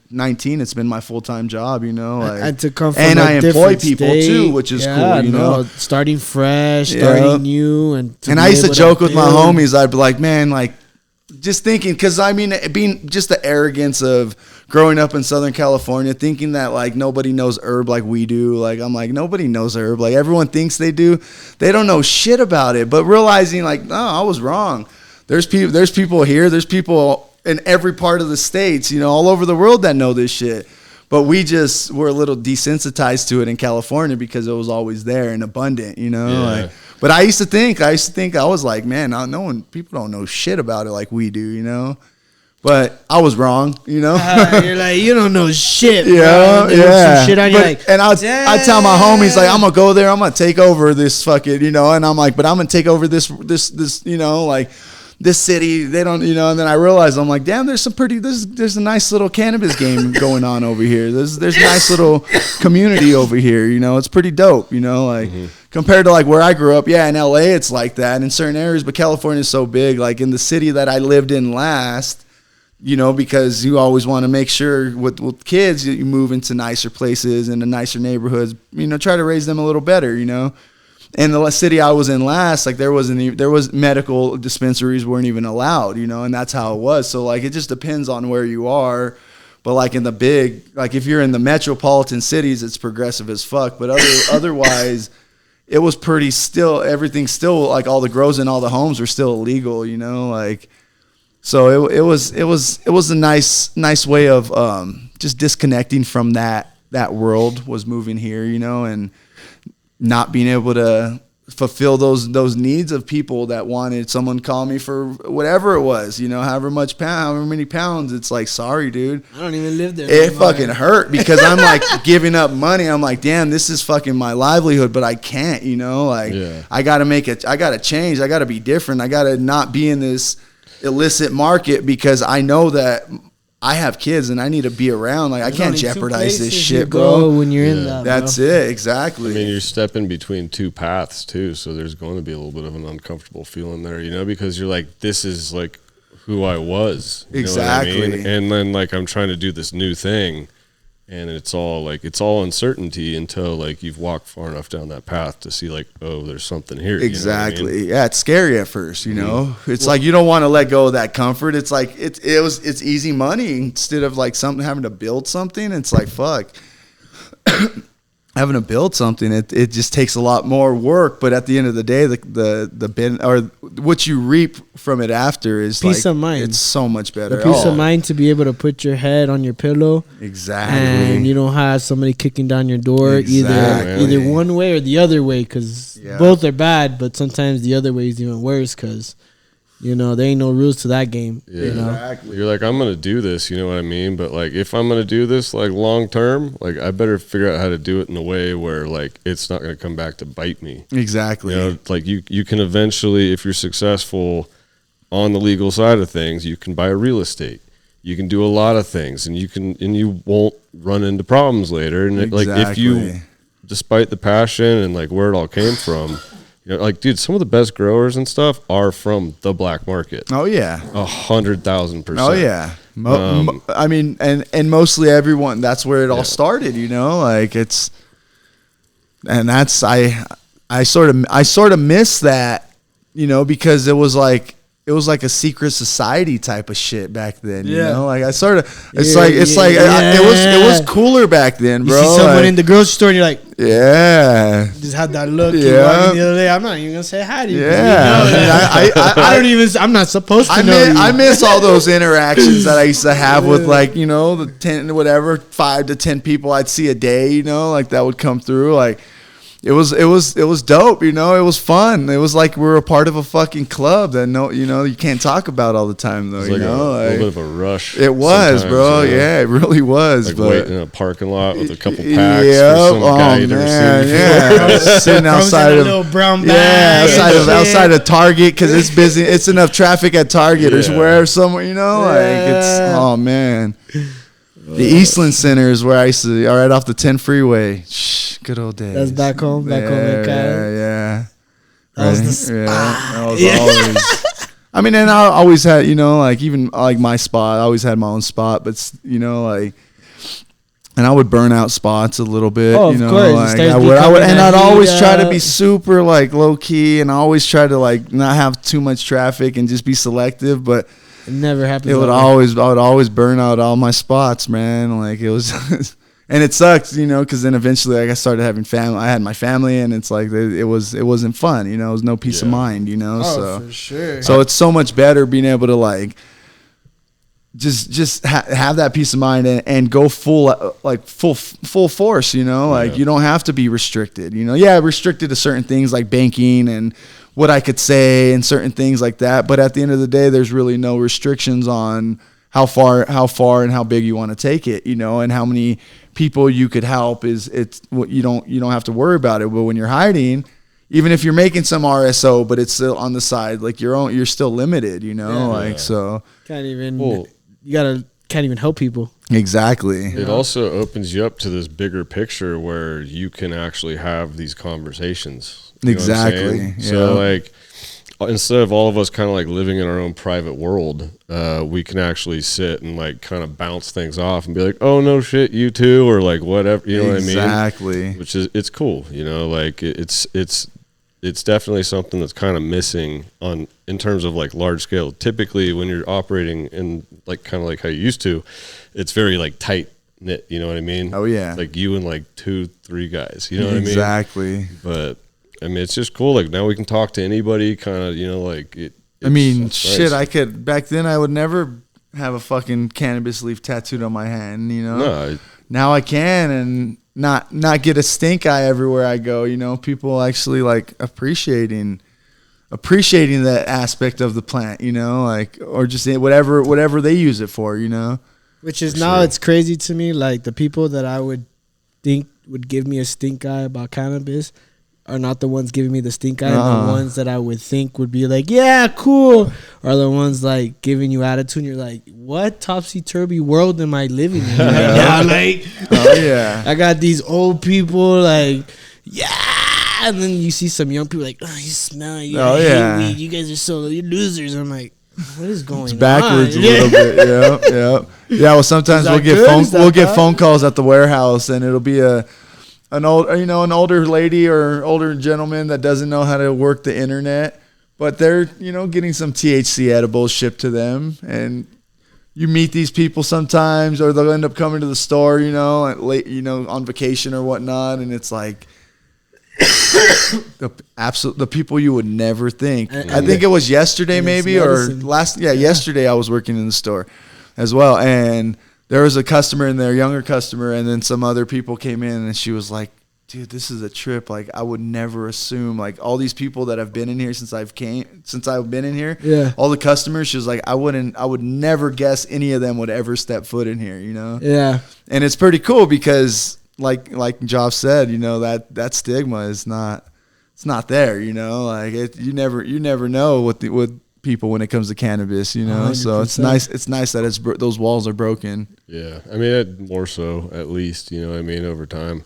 Obviously, you know, like guy raises his kids a certain way, the kids learn from the parents, you know what I mean? So like generationally, it's almost like you need like several generations to truly get rid of an idea or a stigma. You exactly. know what I mean? It's true, yeah. Because like two, because my kids for sure are going to be, they might not even use cannabis products, you know, but at the same time, they're going to know like be educated, medicine, like they're going to see, they've seen firsthand how many people that it's helped, you know, like they've seen people come and say like, you know, like thank me, like from the bottom of their heart for like changing and helping them in their life, you know, and my kids have seen this shit and they see it often, you know, and it's fucking dope because it's like, it'll break that, you know, cause then next it's just going to keep on, it's just going to keep on snowballing into, you know, generations not worrying about it anymore and actually just exploiting exploiting it in a good way. We're not exploiting it, you know. Oh yeah. By not exploiting it. You know? So, so it's a trip, man. It's cool. Oh, yeah. So, I mean, we got quite a few products sitting up here. So you're doing some like mushrooms too. You want to kind of speak on so those mushrooms and those gummies right there. So there's two different kind. There's the red bag, that one. So that red bag and then the white bag. So the red bag is going to be a fruiting body. It's going to be 350 milligrams, which equates to 3.5 grams of Amanita muscaria mushrooms, which are the red and white cap mushrooms. They're really good. They're also psychedelic mushrooms. They're the ones that, you know, they all these mystic stories and, you know, Christmas and Easter and some of these theories that's where they come from. That's you like know why the gnomes wear the hat that looks like a mushroom exactly, with the white spots and that's on why it, Christmas and that's why Christmas bulbs on trees are red and white, because they're the same color as amanitas. And shamans used to go, because they would get snowed in, so they used to go enter through the roofs in Siberia, and they used to wear big boots like that, and they would hang the amanitas to dry. Then the reindeers would eat them, and then they would drink the piss because that it would filter out the ibotenic acid from them. And it's like boiling them. So that was like, and then they would trip, and that's where the stories of Christmas comes from. My head just went. Yeah, it's a trip, bro. So like the amanitas are like they're deep in history, but people have been scared of them for a long time. Well, yeah, you're tripping balls. Yeah, and like it's a different balls. because the ibotenic acid, if you don't, it can kill you, but it just terrible reactions. You know, so you gotta boil it. Crazy high, dude. I did 9 grams of them when I was younger. Okay. And, what? Literally, like, walked into a 7-Eleven, forgot how to walk, like, took out an aisle, and I'm trying to put the shit back. Like, I'm sorry. You know what I mean? Like, it's like a full delusional type of, it's a trip, yeah. But those ones in the red bag won't trip you out. Like, the way that they are, it's the microdose. But the ones in the white bag, there are 5 milligram muscimol. So it's the amanitas don't have psilocybin; it has muscimol, which is it's federally legal. It's legal in 49 states, everywhere except Louisiana. And we are gonna add those to our website. They just got approved through our payment processor. So I'm just waiting on like a different test result, so that I could specifically for my payment processor. So that way we could have it on our website. So that'll be sweet that I'll be able to sell those everywhere. But the 5 milligram muscimol, those are they're geared for, we call them our macro dose.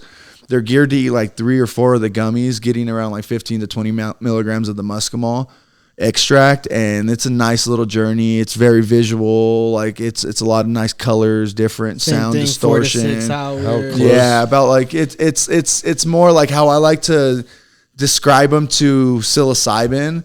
Is psilocybin's like more like the father. It's a little more anxiety. It's a little more in your face. It's a little more intense. The amanitas is like the mother. It's a little more nurturing. It's a little more grounding, calming. It inhibits our GABA receptors, so it's like real calming because of the GABA.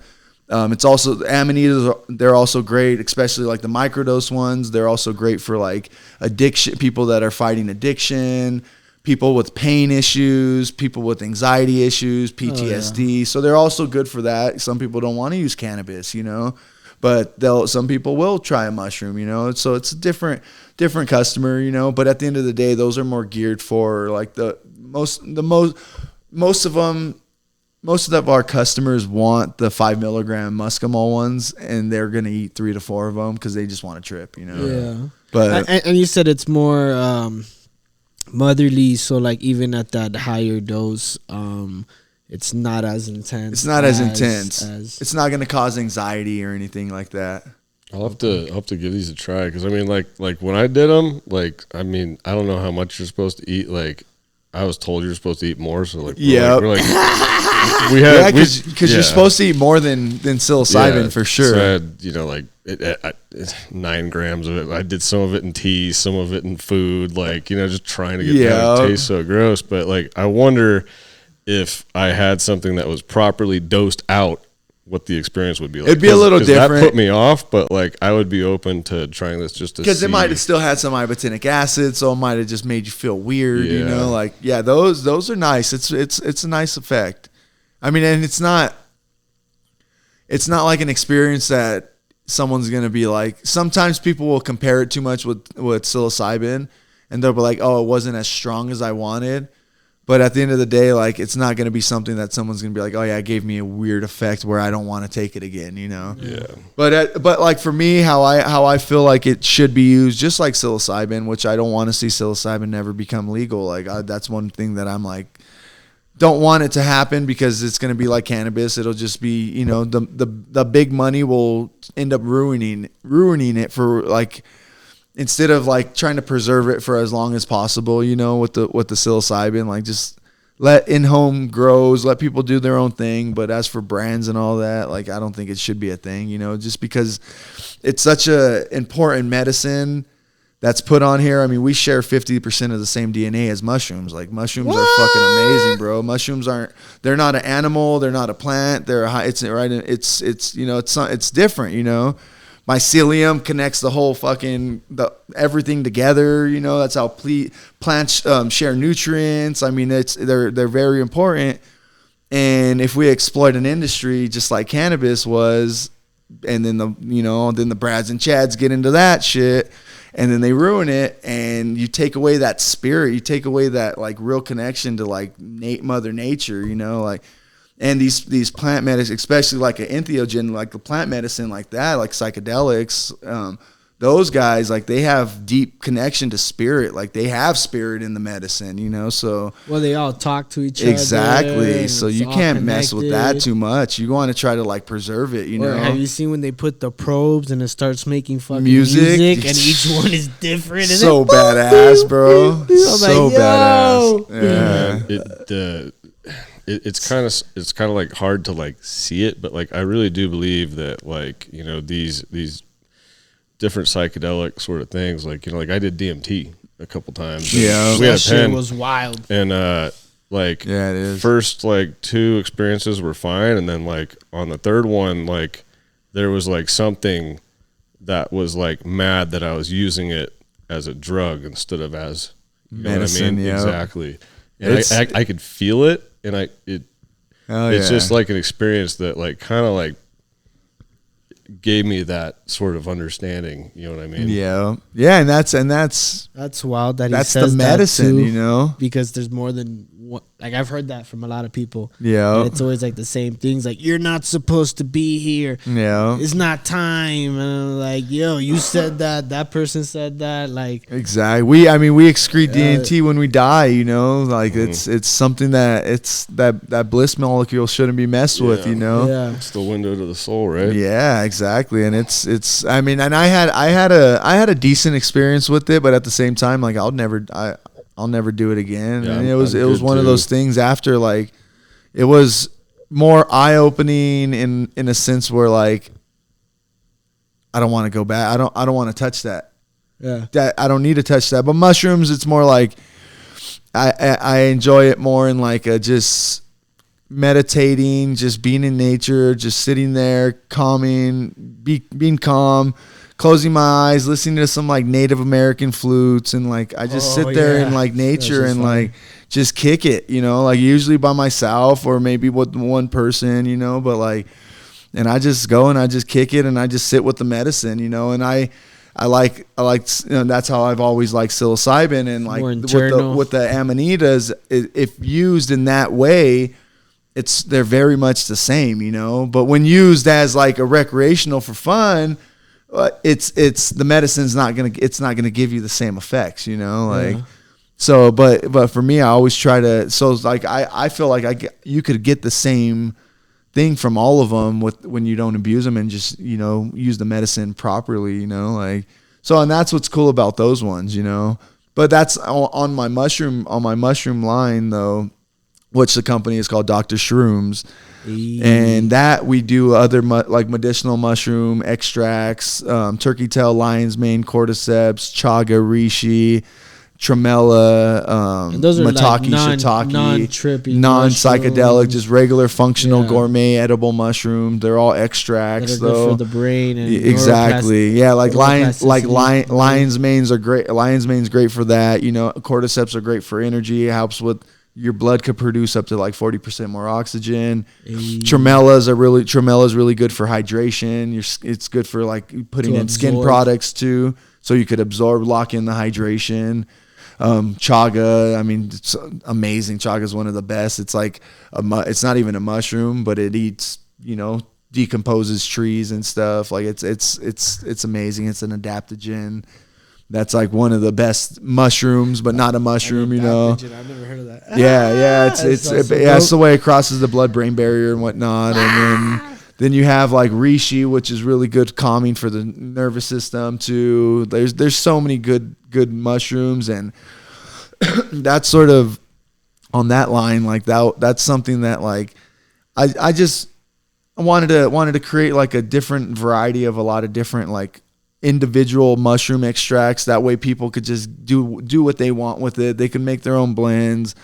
I've wanted to do like a coffee type of blend too, like a mix like something dope. Like that with like some coconut sugar and some cacao, some cinnamon, like that stuff like that. Fire. And I've wanted to do that, like a nice little mix, and it'd be like a coffee replacement. That's like that mud water, something similar to that, you know, like but at the same time, it's like I'll do it one day, you know, like I'll get that done. But at the end of the day, like right now, it's like trying to figure out what mushrooms people want the most, you know.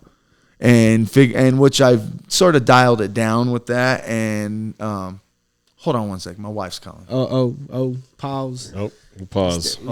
Stay live. No, we don't actually. We're running full time. Yeah. Well, while he's there talking, hey, we need to get sponsored. We need one of these for the show. This is a Focus, I think. On the top right. Fire. If anyone's interested in sponsoring the show too, we can add you on the back wall here with the other banners if you'd like. Yeah. Make a little video. Yep. Do some videos for you or something, you know. So we can. Possible. Yeah, I think so. Yeah. Sounds good. I think I'm about to pack this. Can you grab me that hot sauce over there? Actually, I wanted to do a little shout out for like a email. Why'd you clock in?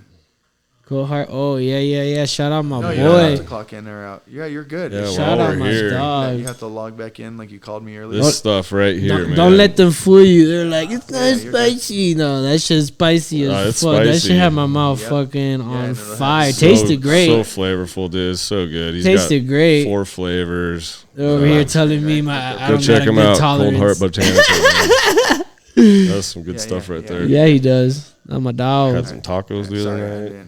Tacos. I love tacos. Yeah, dude. Shit, I had some chicken fajitas before coming here right now. Oh yeah, that shit was. I'm sorry. Bomb. I've been in the third call, the hell out of that Costco chicken. Oh, the one that comes in the packs. Yeah, that's just so fire. All right, we're golden. Yeah. All right, brother. Right, we're still live. Shout out. Thank you for stopping by. Yeah. All right. Sorry. Yeah. On the third phone call, usually, no matter what I'm doing, I always gotta answer. Yeah, she knows that has to be important, right? The first two, I'm like, it might just be bothering me. You put down me. But the third one, it's like, all right, I gotta answer. Give me 2 minutes. Yeah. So thank you. No problem. It's gonna be on the video. Yeah. No, it's all good. She's live. Shout out to, you said it was your wife. Yeah. Shout out to your wife. Yeah. Cool. You want to take a dab while we? Hell yeah. Shit, I was just talking about how fire this shit smokes. I had got an Proxy. It's good, but the battery life. What you guys smoking on? We got some Fremont's Finest right here. My dogs. Some grape guava fizz, and then we've got some from our buddy. Yeah, Resin Farmer. I think this is Flying Jordan or something like that, and also he just dropped some shirts. Is it Flying Hawaiian cross with Trico Jordan? Yeah, it is. Oh, that's a cool cross right there. His shirt just dropped. My other boy mixed. Yeah. Oh, okay. Yeah. That Flying Hawaiian's really good. Is fire. Yeah, the Flying Hawaiian. Is that from my dog Trike House? Yes. Let's go. All right. Yeah, that's fire. Bro, it has those pineapple terps. Fucking phenomenal. Really, and then good. that Trico is more of a little bit of a darker, not darker, like a thicker smoke, like not like an OG, but has that steps on your chest a little bit. Yeah. It's pretty fire. And then my boy David that's from that PMC white truffle cross, the Tricle, right? Yeah. Yes, it is. Real heavy. Super heavy. Super heavy. Also good got stuff. some Rihanna from our boys. David from PMC and Salt City. They left this for us, and some GMO. So I'm not sure what you're feeling today. let you pick and choose. That GMO's stanky. Yeah. Stinky. Yeah, It's real saucy too. I was taking hits out of the we call it the glass dick, the fucking the nectar collector. Oh, yeah. Well, yeah. Yeah. No Diddy. I feel like that thing just doesn't really do justice to a lot of the product that you've been smoking with it. So I'm glad you have a real piece. And it's clean. Shout out T-Dog, I appreciate you, but the battery life on this shit, and I just like the water. Like, the dry hit's good. Don't get me wrong. This is fire. Shout out Proxy. Come sponsor us. Give us some shit. But I'm not going to lie, bro. This Focus is kind of shitting on you guys. Oh, yeah. He needs one. Right now, today. But no, that shit, that one, like, the battery life is fucking phenomenal on that one. I got it set at 444. Is that good? I don't know. That's what I like. I'm it not just gonna because lie. it's a nice number. I'm not you a know? dab expert. Neither am I. I don't have a dab right. I used to take hot dabs. I still take hot dabs to this day. I'm out here wilding. Oh yeah, I waste so much when it comes to a nail. Like, bro, I'll never get it. I'll never understand it. All I had was an e-nail at the crib on 24/7 with a charred ass banger. Yeah. And that shit was fucking on 24/7 and at 580, 590, and I would just drop globs, leave half of it in there, not even clean it, walk away and shit, come back to it later. And it fucking the joint broke off the shit because the banger was so heavy with the e-nail. All right, yeah. So since then I've been over here with the glass dick and now the Proxy. Shout out T-Dog. Yeah, no, but you'll like the Proxy though. You just got. Yeah, it's good. I'm not gonna have to clean it more than I gotta clean it every time I hit it. Pretty much, yeah. You know what I mean? And then it kind of oozes into here. Again, good product. I got it. Good price. I really can't complain. Yeah, hell yeah. You know what I mean? This shit hits. Just not as good There's as some cool little bong attachments too. No, and then also too, I know with that one you could replace the top part, and there's like glass blowers that do special custom shit. So I thought that was really cool. What did you end up picking? The GMO. That GMO. Do you sell these at your shop? I do. Cool. I do. $375 at the store, but $375, baby. Yeah. Is that the Manitou Springs? Yep. Okay, Manitou Springs. 30 Manitou Avenue, right across the street from Emerald Fields. Tastes good. Right on the east side of Manitou Springs. We got everything. We also got the dopest dime bag selection in town. Oh man, dime bag, that shit. We don't play. Everything's been hand burned in our store. All the wood is hand burned. I've spent a lot hours and hours and hours putting a good vibration in there, and I'm very big on stuff like that. And yeah, it's. I feel like the second you walk in there, you walk into a different world, and there's not a place like it in town. And I don't just say it because it's my spot. But people say it on a daily basis. Your shit. Talk your shit. Hell yeah. It's pretty dope. I love it. So come feel the vibes, man. It's dope. We got our employees are cool, everything, and it's a great area to come. Go up the street, spend the day with your family too. Go to the Penny Arcade, stuff like that. Oh yeah, I love that shit. Manitou's, it's the spot. It's dope. I love it. It's sort of something that drew us over here to moving to this area. It's like Manitou, a real like community. Yeah, it is, man. It's cool. Everyone's really cool over there. Like I've met a lot of people. I live on the west side of Colorado Springs, but I've met a lot of people in Manitou that are just fucking dope. Like. Different type of people though, like some shit I don't agree with them on, but we don't go there, Yeah, we leave it there. Hey, we could not agree on things and still be friends, right? Yep. Exactly. That's and that's the best thing about life, Oh yeah, and they can find all your products at that store, like these, the hoodie I won, paper scissors rock. Undefeated champ, 3 years in a row. Nah, I'm joking. It was a fluke. But the hoodies. Yeah. All of our gummies. I have a ton of different oils, topicals. different ratios of oils. We've got 40 different products of our own products there. We have a ton of different flower options. We have cartridges. Cool. I have isolates, rosin, all kinds of different stuff. And glass, from pipes to bubblers to ash catchers to bongs. Everything a couple you need. Some heady pieces in there as well. Yeah. Dime bags. Like literally it's a one-stop. Well, I call it a cannabis store because we are like a one-stop cannabis store, like everything cannabis you could think of. Like, and if there's something that I don't have, like I'm like, tell me so we'll get it, you know, like we want to be almost a one-stop cannabis store. You know, I was gonna say, like, dude, you even got like you hooked me up with this for the Yep, dogs. the pet oil. That one's amazing right there. Yeah. That's our 1,500 milligram pet oil right there, and that thing, it's for like the larger breeds, like yours are pretty large, you know. Yeah. But yeah, that stuff is amazing right there. It's a full spectrum CBD at a 25-to-1 ratio with a little bit of THC, you know, at that. I think every full dropper on that one, it's 25 milligrams CBD, 1 milligram THC. And then I also add flaxseed oil to that, which they really good. It's good for like their omegas. It's good for their coat. It's just a lot of the dog food's lacking it too. So it's just a good little extra supplement. And then it also gives like an enticing taste for them to like it. So some good stuff. Oh, that's cool. You know.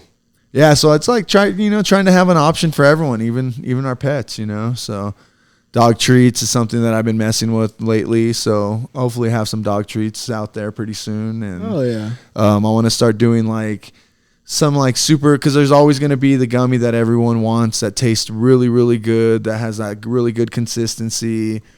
But at the same time, there's also going to be a smaller niche market for people that want like they want like that super health conscious, less ingredients, and I have an oil for that. But at the same time, there's still someone who wants something sweet. So I also have simple syrups, you know, like I do simple syrups in different ratios. Simple syrups, what is that? And they're so you can mix in cocktails. You can you can make drinks with them. You can mix in your coffee. You can mix in anything, and it's basically it's like just a sugar water. That's it. Just non-flavor. That way, it's more versatile. Okay, you're not stuck to only being able to use it when you want grape or something. You know, like, I'd rather it just be you know, like sugar. And right now, like the combination it's going to be switching from what it was more. The ingredients are going to be switching to more like a little cleaner, like maple syrup, coconut sugar, and and regular cane sugar combination. Cane sugar. So yeah, they're gonna be bomb, and they already are. They're bomb. But this new consistency is going to be a lot better. So doing shit like that, you know. But at the same time, with the gummy side, I want to do almost like a fruit leather type of gummy, and then just ration them in pieces. Leather? Yeah, like a fruit roll up. Like a fruit roll up, exactly. Yep. Like the little squares that you find like an individual pack baked, you know, and because they're like baked as well, dehydrated. Okay. So it's like messing with different consistencies and stuff like that, you know. Like, man, that's super dope. So I'm getting a you know, nice little size commercial dehydrator to start messing with stuff like that, you know, like, and try to just try to have options for everybody, bro. And at the end of the day, it's like it's fun too, you know. I enjoy it, so it's like, why not? If it's something I know that I'm gonna like, that other people are gonna like, shoot, you know, there's nothing better, you know. So. And that's pretty much how I try to do, you know, just create an option for everybody. And some stuff sticks and some stuff doesn't, you know, and it's always a gamble, but I'm always willing to take that gamble. Yeah, because you're not gonna know until you try. Exactly, right? Exactly. Yeah, I've created so many different SKUs and taken away a bunch of SKUs and dialed it in, and you know, changing ratios and. Like, all right, cool, I'm going to spend, this is the one, and I fucking buy all kinds of packaging and labeling, and I'm like, nah, that's not the one, you know? Got to waste all this money on other shit, but I mean, it's all part of the R&D and part of it, you know, and I don't think I would, you know, I don't think I would enjoy it as much if I didn't go through all that, those fun little trials and shit, you know? Are there like kind of like any other things you got that you're gonna be working on here soon? No, pretty much. That's pretty much it. Like what my next focus is gonna be is trying to I'm back and forth on it, but I want to try to like start pushing my products, just a couple SKUs, but in the medical side and even on the rec side, I've thought of it, but mainly on the medical side. And the reason though that I've always been sort of reluctant is because when I did try in the beginning, like I couldn't even get in touch with any owners and stuff. Like it was like anything CBD, they would just not even show any type of love at all. And I was just like, fuck this market. Like, all right, that's your guys' loss because you guys got customers that want this, But it's okay. They'll come to my store, so fine. You want to be dicks about it? Fuck you guys, And then I realized, like, no, like I have an obligation to customers that I need to be as accessible as possible too. So there's some that have their medical card, so why not give them a one-stop shop and give them that option? So I've sort of had a change of heart over recently, and I'm like, all right, I'm gonna do a little push on that, on that market. So that's something that I really want to start touching in the near future, Yeah. But summertime's coming, and that's like I do markets, I do events and stuff like that. I got a bunch of events lined up, so I'll be super busy all summer, which is this is like the fun time. But it's like summer's like the time where it's just like buckle up and just fucking enjoy the ride because that shit's gonna go, That's how I feel like once around the end of March, April starts to kick up, the weather starts to get nicer. Yep. And like I think the other day or a couple weeks back, I had like 3 events in 1 week, all back to back, and it feels good, to be out. It's doing awesome, things. bro. Yeah. And like you said, then the time, just goes by. You're like, oh shit, wait. It's fucking snowing already, Like, damn it, this place sucks. Which I love it here, but I do hate that part. Yeah, anything colder than 60 degrees, I'm like, what are we doing out here, guys? Spring doesn't even like show up until like summer. I know, it's crazy. It skips it. You try and get up to these, like I love driving up in these like high altitude areas in the mountains and camping, and like by the time the snow melts, it's like the middle of summer, and like that's when it feels like spring when you're up there. There's like shit, butterflies flying around. Exactly. For like 2 weeks. For like 2 weeks. It's dead up there right now. It's all green. And it's all icy up there half the time. Yeah. You got to be careful. Every time I go up into the mountains, I'm like, I just pray that I don't have to help somebody because every time it's like someone else stuck and it's like I don't have my equipment on my truck for you. I got it for me. But I'm a nice guy. But I gotta help you. I'm a warrior of light. I've yanked a couple people out with the winch. And you're like, got any dollars on you? And they're like, no, we're broke. I'm like, me too. Whatever. Bye. It's like at least offer a joint, you could offer me a joint. You got a beer in there? What you got? Yeah, man. I can't tell you. I had to get an all-wheel drive car because I can't tell you how many times like I'll go to my cabin trip out in the mountains and I couldn't get to the cabin. I'd be going up and the car comes back. I'm like, and my little Nissan front wheel drive. I'm like, well, that sucks. Like, we're walking. Parking down and fucking having someone else pick us up and take us up there. Yeah, and you're from Florida, so it's a little different, right? 100%. So, just a little bit. Yeah. I could drive through a monsoon, but, Yeah, you don't need 4-wheel drive ever. Unless you're like in the Everglades or in the swamps, no, and even then. If anything, you need a boat. Exactly. You need one of those airboats and shit. That's funny, man. Yeah, Florida's it's hot. It's humid. Yeah, I think it's been like 90-some degrees the last couple of days out there. See, I get Joff is spoiled too, Yeah. Definitely spoiled with Southern California weather, but we're just all California in general, but it's nice to be able to appreciate it down here, for what it is. Actually see 4 seasons. Some seasons, yeah.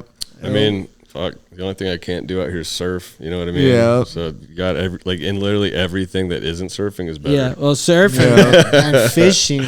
Can't fish like the fishing that I like. Yeah, because there's fly fishing and all that other stuff. But I like going out on a boat, chilling. Well, on the East Coast, there's some big fish. Yeah. Catch some mahi, some marlins, some fucking whole bunch of shit. Dude, all the fish that you want to eat live in the ocean. Like trout tastes like soap. Oh yeah. I've eaten too many trout, man. I can't do it. For sure, nah. I had to live off them for a while. I haven't ate no fish since I've lived here. Because I pretty much the whole time I've lived here, I haven't ate meat. So like that's when I you haven't ate no switched fish. to being a vegetarian, a vegan. Yeah. vegan, Well, I'm I mean, every now and again, like if I have an urge for certain things, like a steak shack. yeah, I know. Every Yeah, now and again, that shit was fire. Exactly. Yeah, I was like, you know what? I'm gonna try it. And we pulled over like. Yeah, I don't fight it. That's why I was like, I know I'm gonna see them here for sure. That shit was bomb. We did without fear. I mean, after I was talking about it, I'm like, damn, I want that shit. Yeah. And I forgot the statistics you were saying too about how it's like fresh. It's way cleaner. Yeah. So I was like, damn, I like these statistics. Yeah, Like, it was good, bro. It was well worth it. Well worth it. Yeah, I fucking enjoyed that. But yeah, other than that, pretty much, like I'd say like 99% of the time, I won't eat meat, But I eat a lot. I mean, there's still good food. Like there's a couple good restaurants in town that and my wife makes some pretty bomb food, but like there's some good restaurants though. So like, shot any oh yeah, the joint. It's in down. Joint? Which the name is the shit, And yeah, Aaron, he's probably one of the fucking best chefs I've ever eaten food from, bro. So he's a chef out there. And he has what type of food is that? It's like vegan street food. It's different stuff. Like he has a Reuben sandwich, a Cubano sandwich. Fire. His Cubano's made, and it's all made with celery root and jackfruit, different. Like it's different ingredients too. Like he's very creative, bro. It's fucking amazing. Does it look like it? Oh, you wouldn't even know that it's not. Like if you were blindfolded and you tried it, you're gonna be like, oh damn, this is bomb. This is a bomb Cubano, like back home. Other shit too, Vegan Kings or I don't know. And my boy, he has like a food truck, and it's the same thing where they like have a chicken sandwich and chicken wings and this and that. Yeah, there's a place like that here, a burger place called Santana's it's like fast food style, like just all junk food, And like, it's all vegan. It's bomb, yeah, it's bomb. It's right off of Austin Bluffs. That's good. But the joint, it's the shit, bro. And there's another spot we go to. It's called Brewery Now. The Brewery Now. The burrowing? Like a burrowing now, like to burrow. Yeah. Okay, like digging out of something? Yeah. I'm sorry, nah, you're good, bro. It's like a tongue twister, bro, like... Burrowing, the borrowing now. Yeah, that shit. They got good food. It's a bar off of like 8th Street in Cheyenne Mountain. Some good stuff, but for the most part, we stick to trying to eat at home, Can vegans drink, or am I tripping? Vegans they could drink, but I don't drink, but yeah, vegans could drink. I'm fuck yeah. I don't even know. Yeah, I mean, fucking rice alcohol, everything's, it's all something. Okay. None of it's like plant-based stuff, so. Oh yeah, they do. Oh yeah, they get down, of course. Rastas don't drink though. Okay. Yeah, because that's anything idle, which is anything that's idle, anything that's clean. Rastas don't eat meat. Rastas don't eat any fish. Rastas don't eat meat. At all. I didn't know that. That's so cool. It's just all idle food, which is just idle means clean. Like natural. So not even if they like raise the meat. Same. Yeah. Okay. Yeah, just part of that culture, but that's not why I don't eat meat. That's super cool. Shit, it was just something my wife started. She started doing, and I'm like, you know what? Like, and I started, and I enjoyed it. I feel good. I didn't. It's not. Yeah, I feel the same. If not, every now and again, I'm like, damn, I want a burger. And I'm like, all right, I'm gonna go get a fucking burger. Yeah. And I go get it, and there's people that are vegan that'll be like, "Oh, fuck you, like you're bad," like how dare you? And they could fucking, they could think whatever they want. Whatever that cup says right there. Exactly, eat and sit on one. Help yourself to as many as you need. Exactly. Yeah. Yeah, you can't judge people. We can't judge people off of our own fucking choices. Fuck that. Fuck dude, that shit. Like, it works for you, maybe it doesn't work for me. Yeah. You know what I mean? Like, but who cares? Like, I mean, I ain't gonna lie. Every now and again, like I'll see Joff post a picture of like a steak. I'm like, damn, that looks good. But it doesn't mean I want to eat it. But I'm like, damn, that shit looks good. You know, like good. He be cooking up. I'll be walking by like, yo, what's happening? And sometimes if my wife's right there, I'll fuck around. I'm like, that looks good, huh, baby? She'll be like, you're fucking disgusting. That's nasty. Could you? I'm like, it looks good. I mean, I'm not saying I'm gonna go eat it right now, but that shit looks bomb. Yeah, I'm a fucking realist. You know? Yeah, but she's what you would call vegan Nazi, you know. Yeah. I mean, dude, you show me some like dank vegan food, I'll eat it. Oh yeah, I mean? yeah. We'll have to go to the joint. Good food's good food. Yeah, you know? So like, smoke a joint, then go eat at the joint. Don't try to push something on me that tastes like ass. I'm like, this is the way. I'm like, bro, it just doesn't taste good. Yeah, like, this shit's fire, bro. It's fire. Yeah. Oh yeah.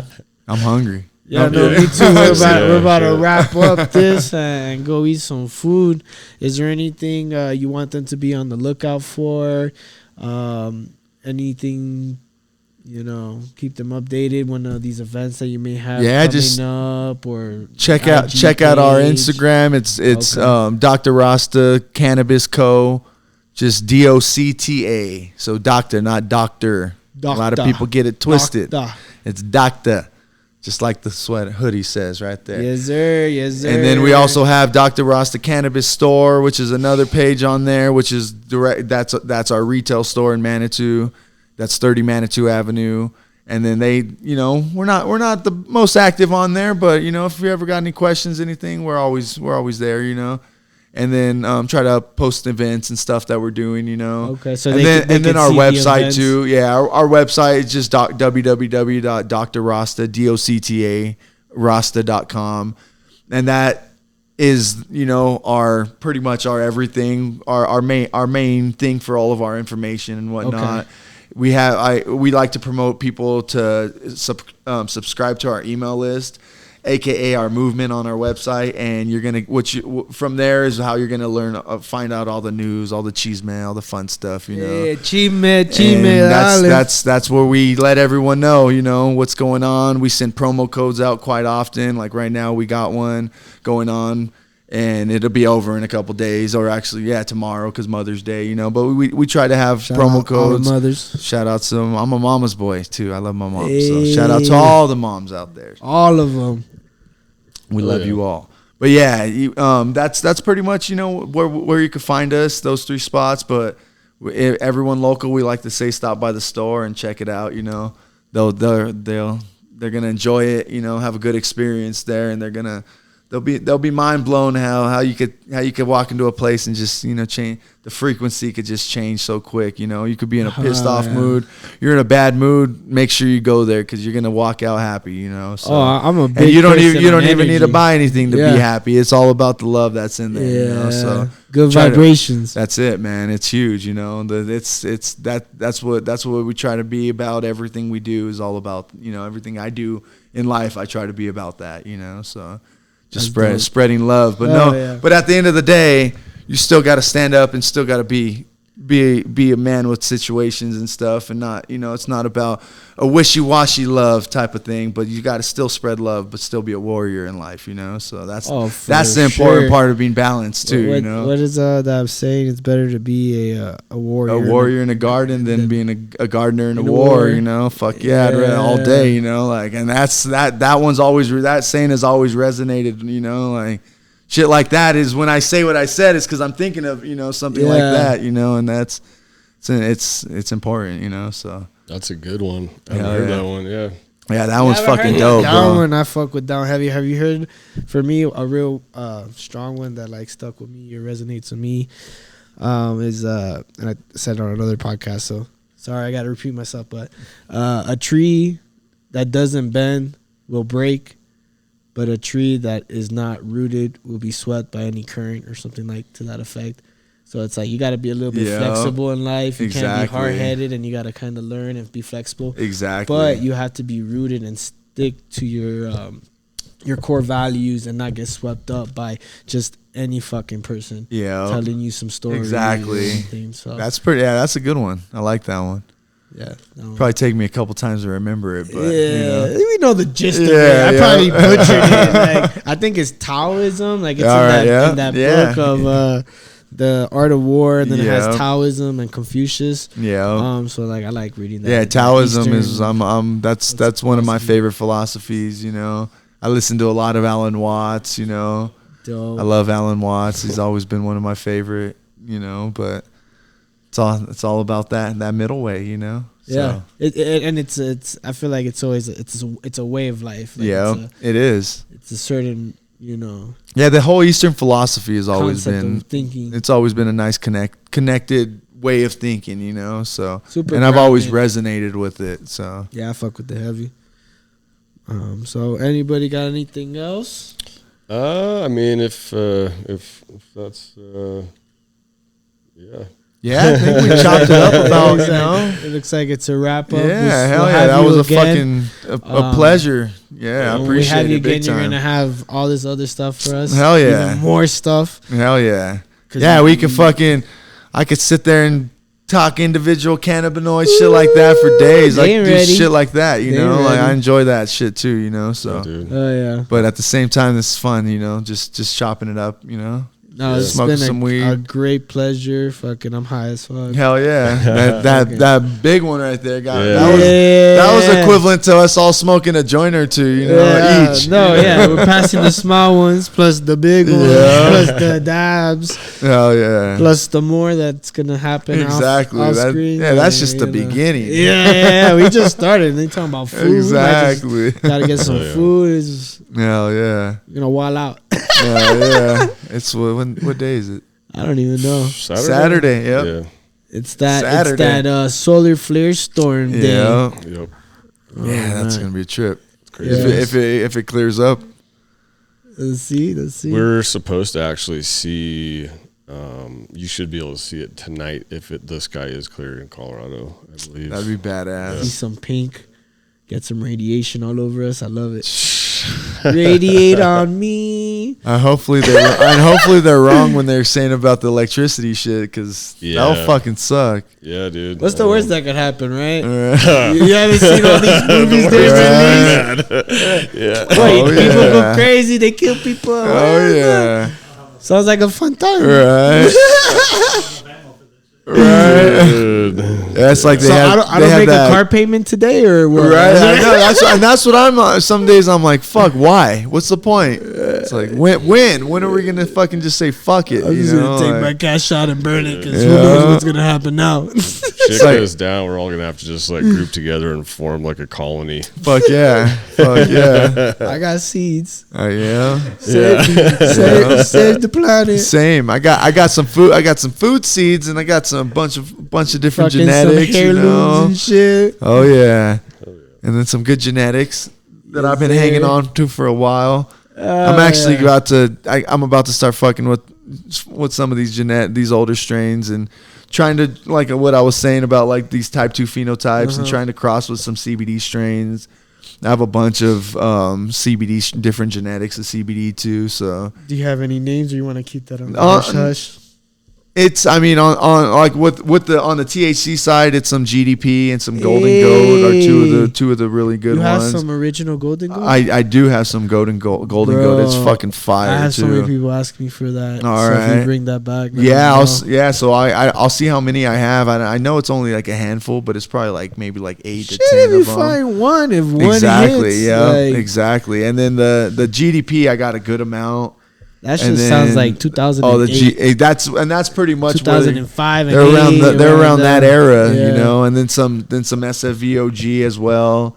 The original. And then it's the original, and then I have some fucking what's the other one is. It's some cookie dough OG. Which one now? It was just like really bright green. I don't think I've ever tried that one. No. It was almost like looking like a Bubba, but that was bomb. Okay. So and then all those I have all like. On the strains that I want to try to cross them with is going to be on the CBD side. Is going to be pretty much all the lifter and the sour lifter, which the sour lifter is a Gorilla Glue crossed with Gorilla Glue natural conversion. I have a couple CBD strains too. All right, would you know which ones? I got it from God darn it. It was, I know the place, Mystic Healing, Okay. Herbal Healing, no, Mystic some shit. Yeah, no, you're good. Mystic River, I don't know what the fuck it was. But they had, I think it was called Oxtail, and it was like Mount something with something else. And it was like, one was a high CBD strain. Got you. And then the other one was like an Afghani something.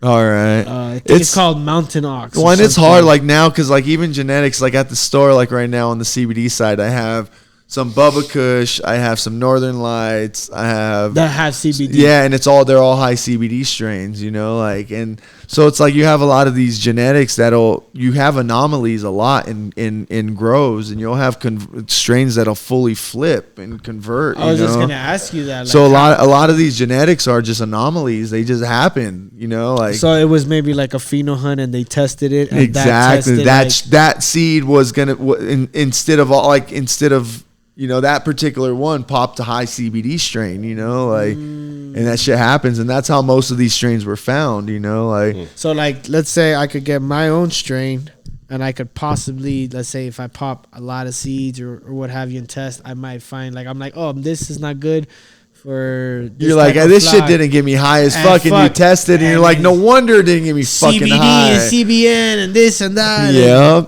Yeah, and it's almost like just an anomaly in the garden. Like, how the fuck did it happen? Why did it grow to that? Exactly. That it's a trip. It's a trip.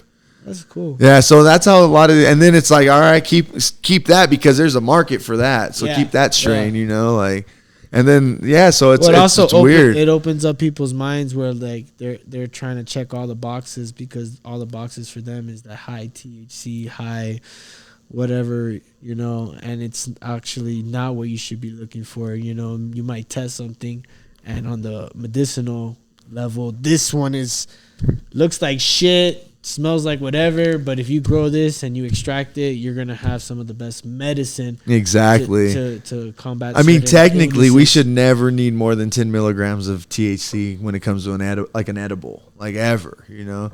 Otherwise, we're just taking way too much, you know, but it's got to a point where like that's not even the normal anymore because levels are so high, you know, 1,800, you know, off this one little gummy. Yeah, fuck that. I'm still good off of like 20 milligrams. I'm like, all right, I'm good. That shit lowers my pressure. Yeah, I don't take too many edibles. I don't need to get too fucking stoned, you know. It's a different high, and it's even different. Like our body, it's not even THC anymore. It's 11-hydroxy. Our liver converts it, so it's like it does crazy shit like that, you know. Crazy thing, which is a side note, but everyone should know is how, because usually like the standard is like, oh, everyone says it takes 30 days for THC to get out of your system. Yeah. Oh. But what it does, it takes 28 days for you to get out of your system, which is a trip because 28 days is also a moon cycle and 28 days is also a menstrual cycle.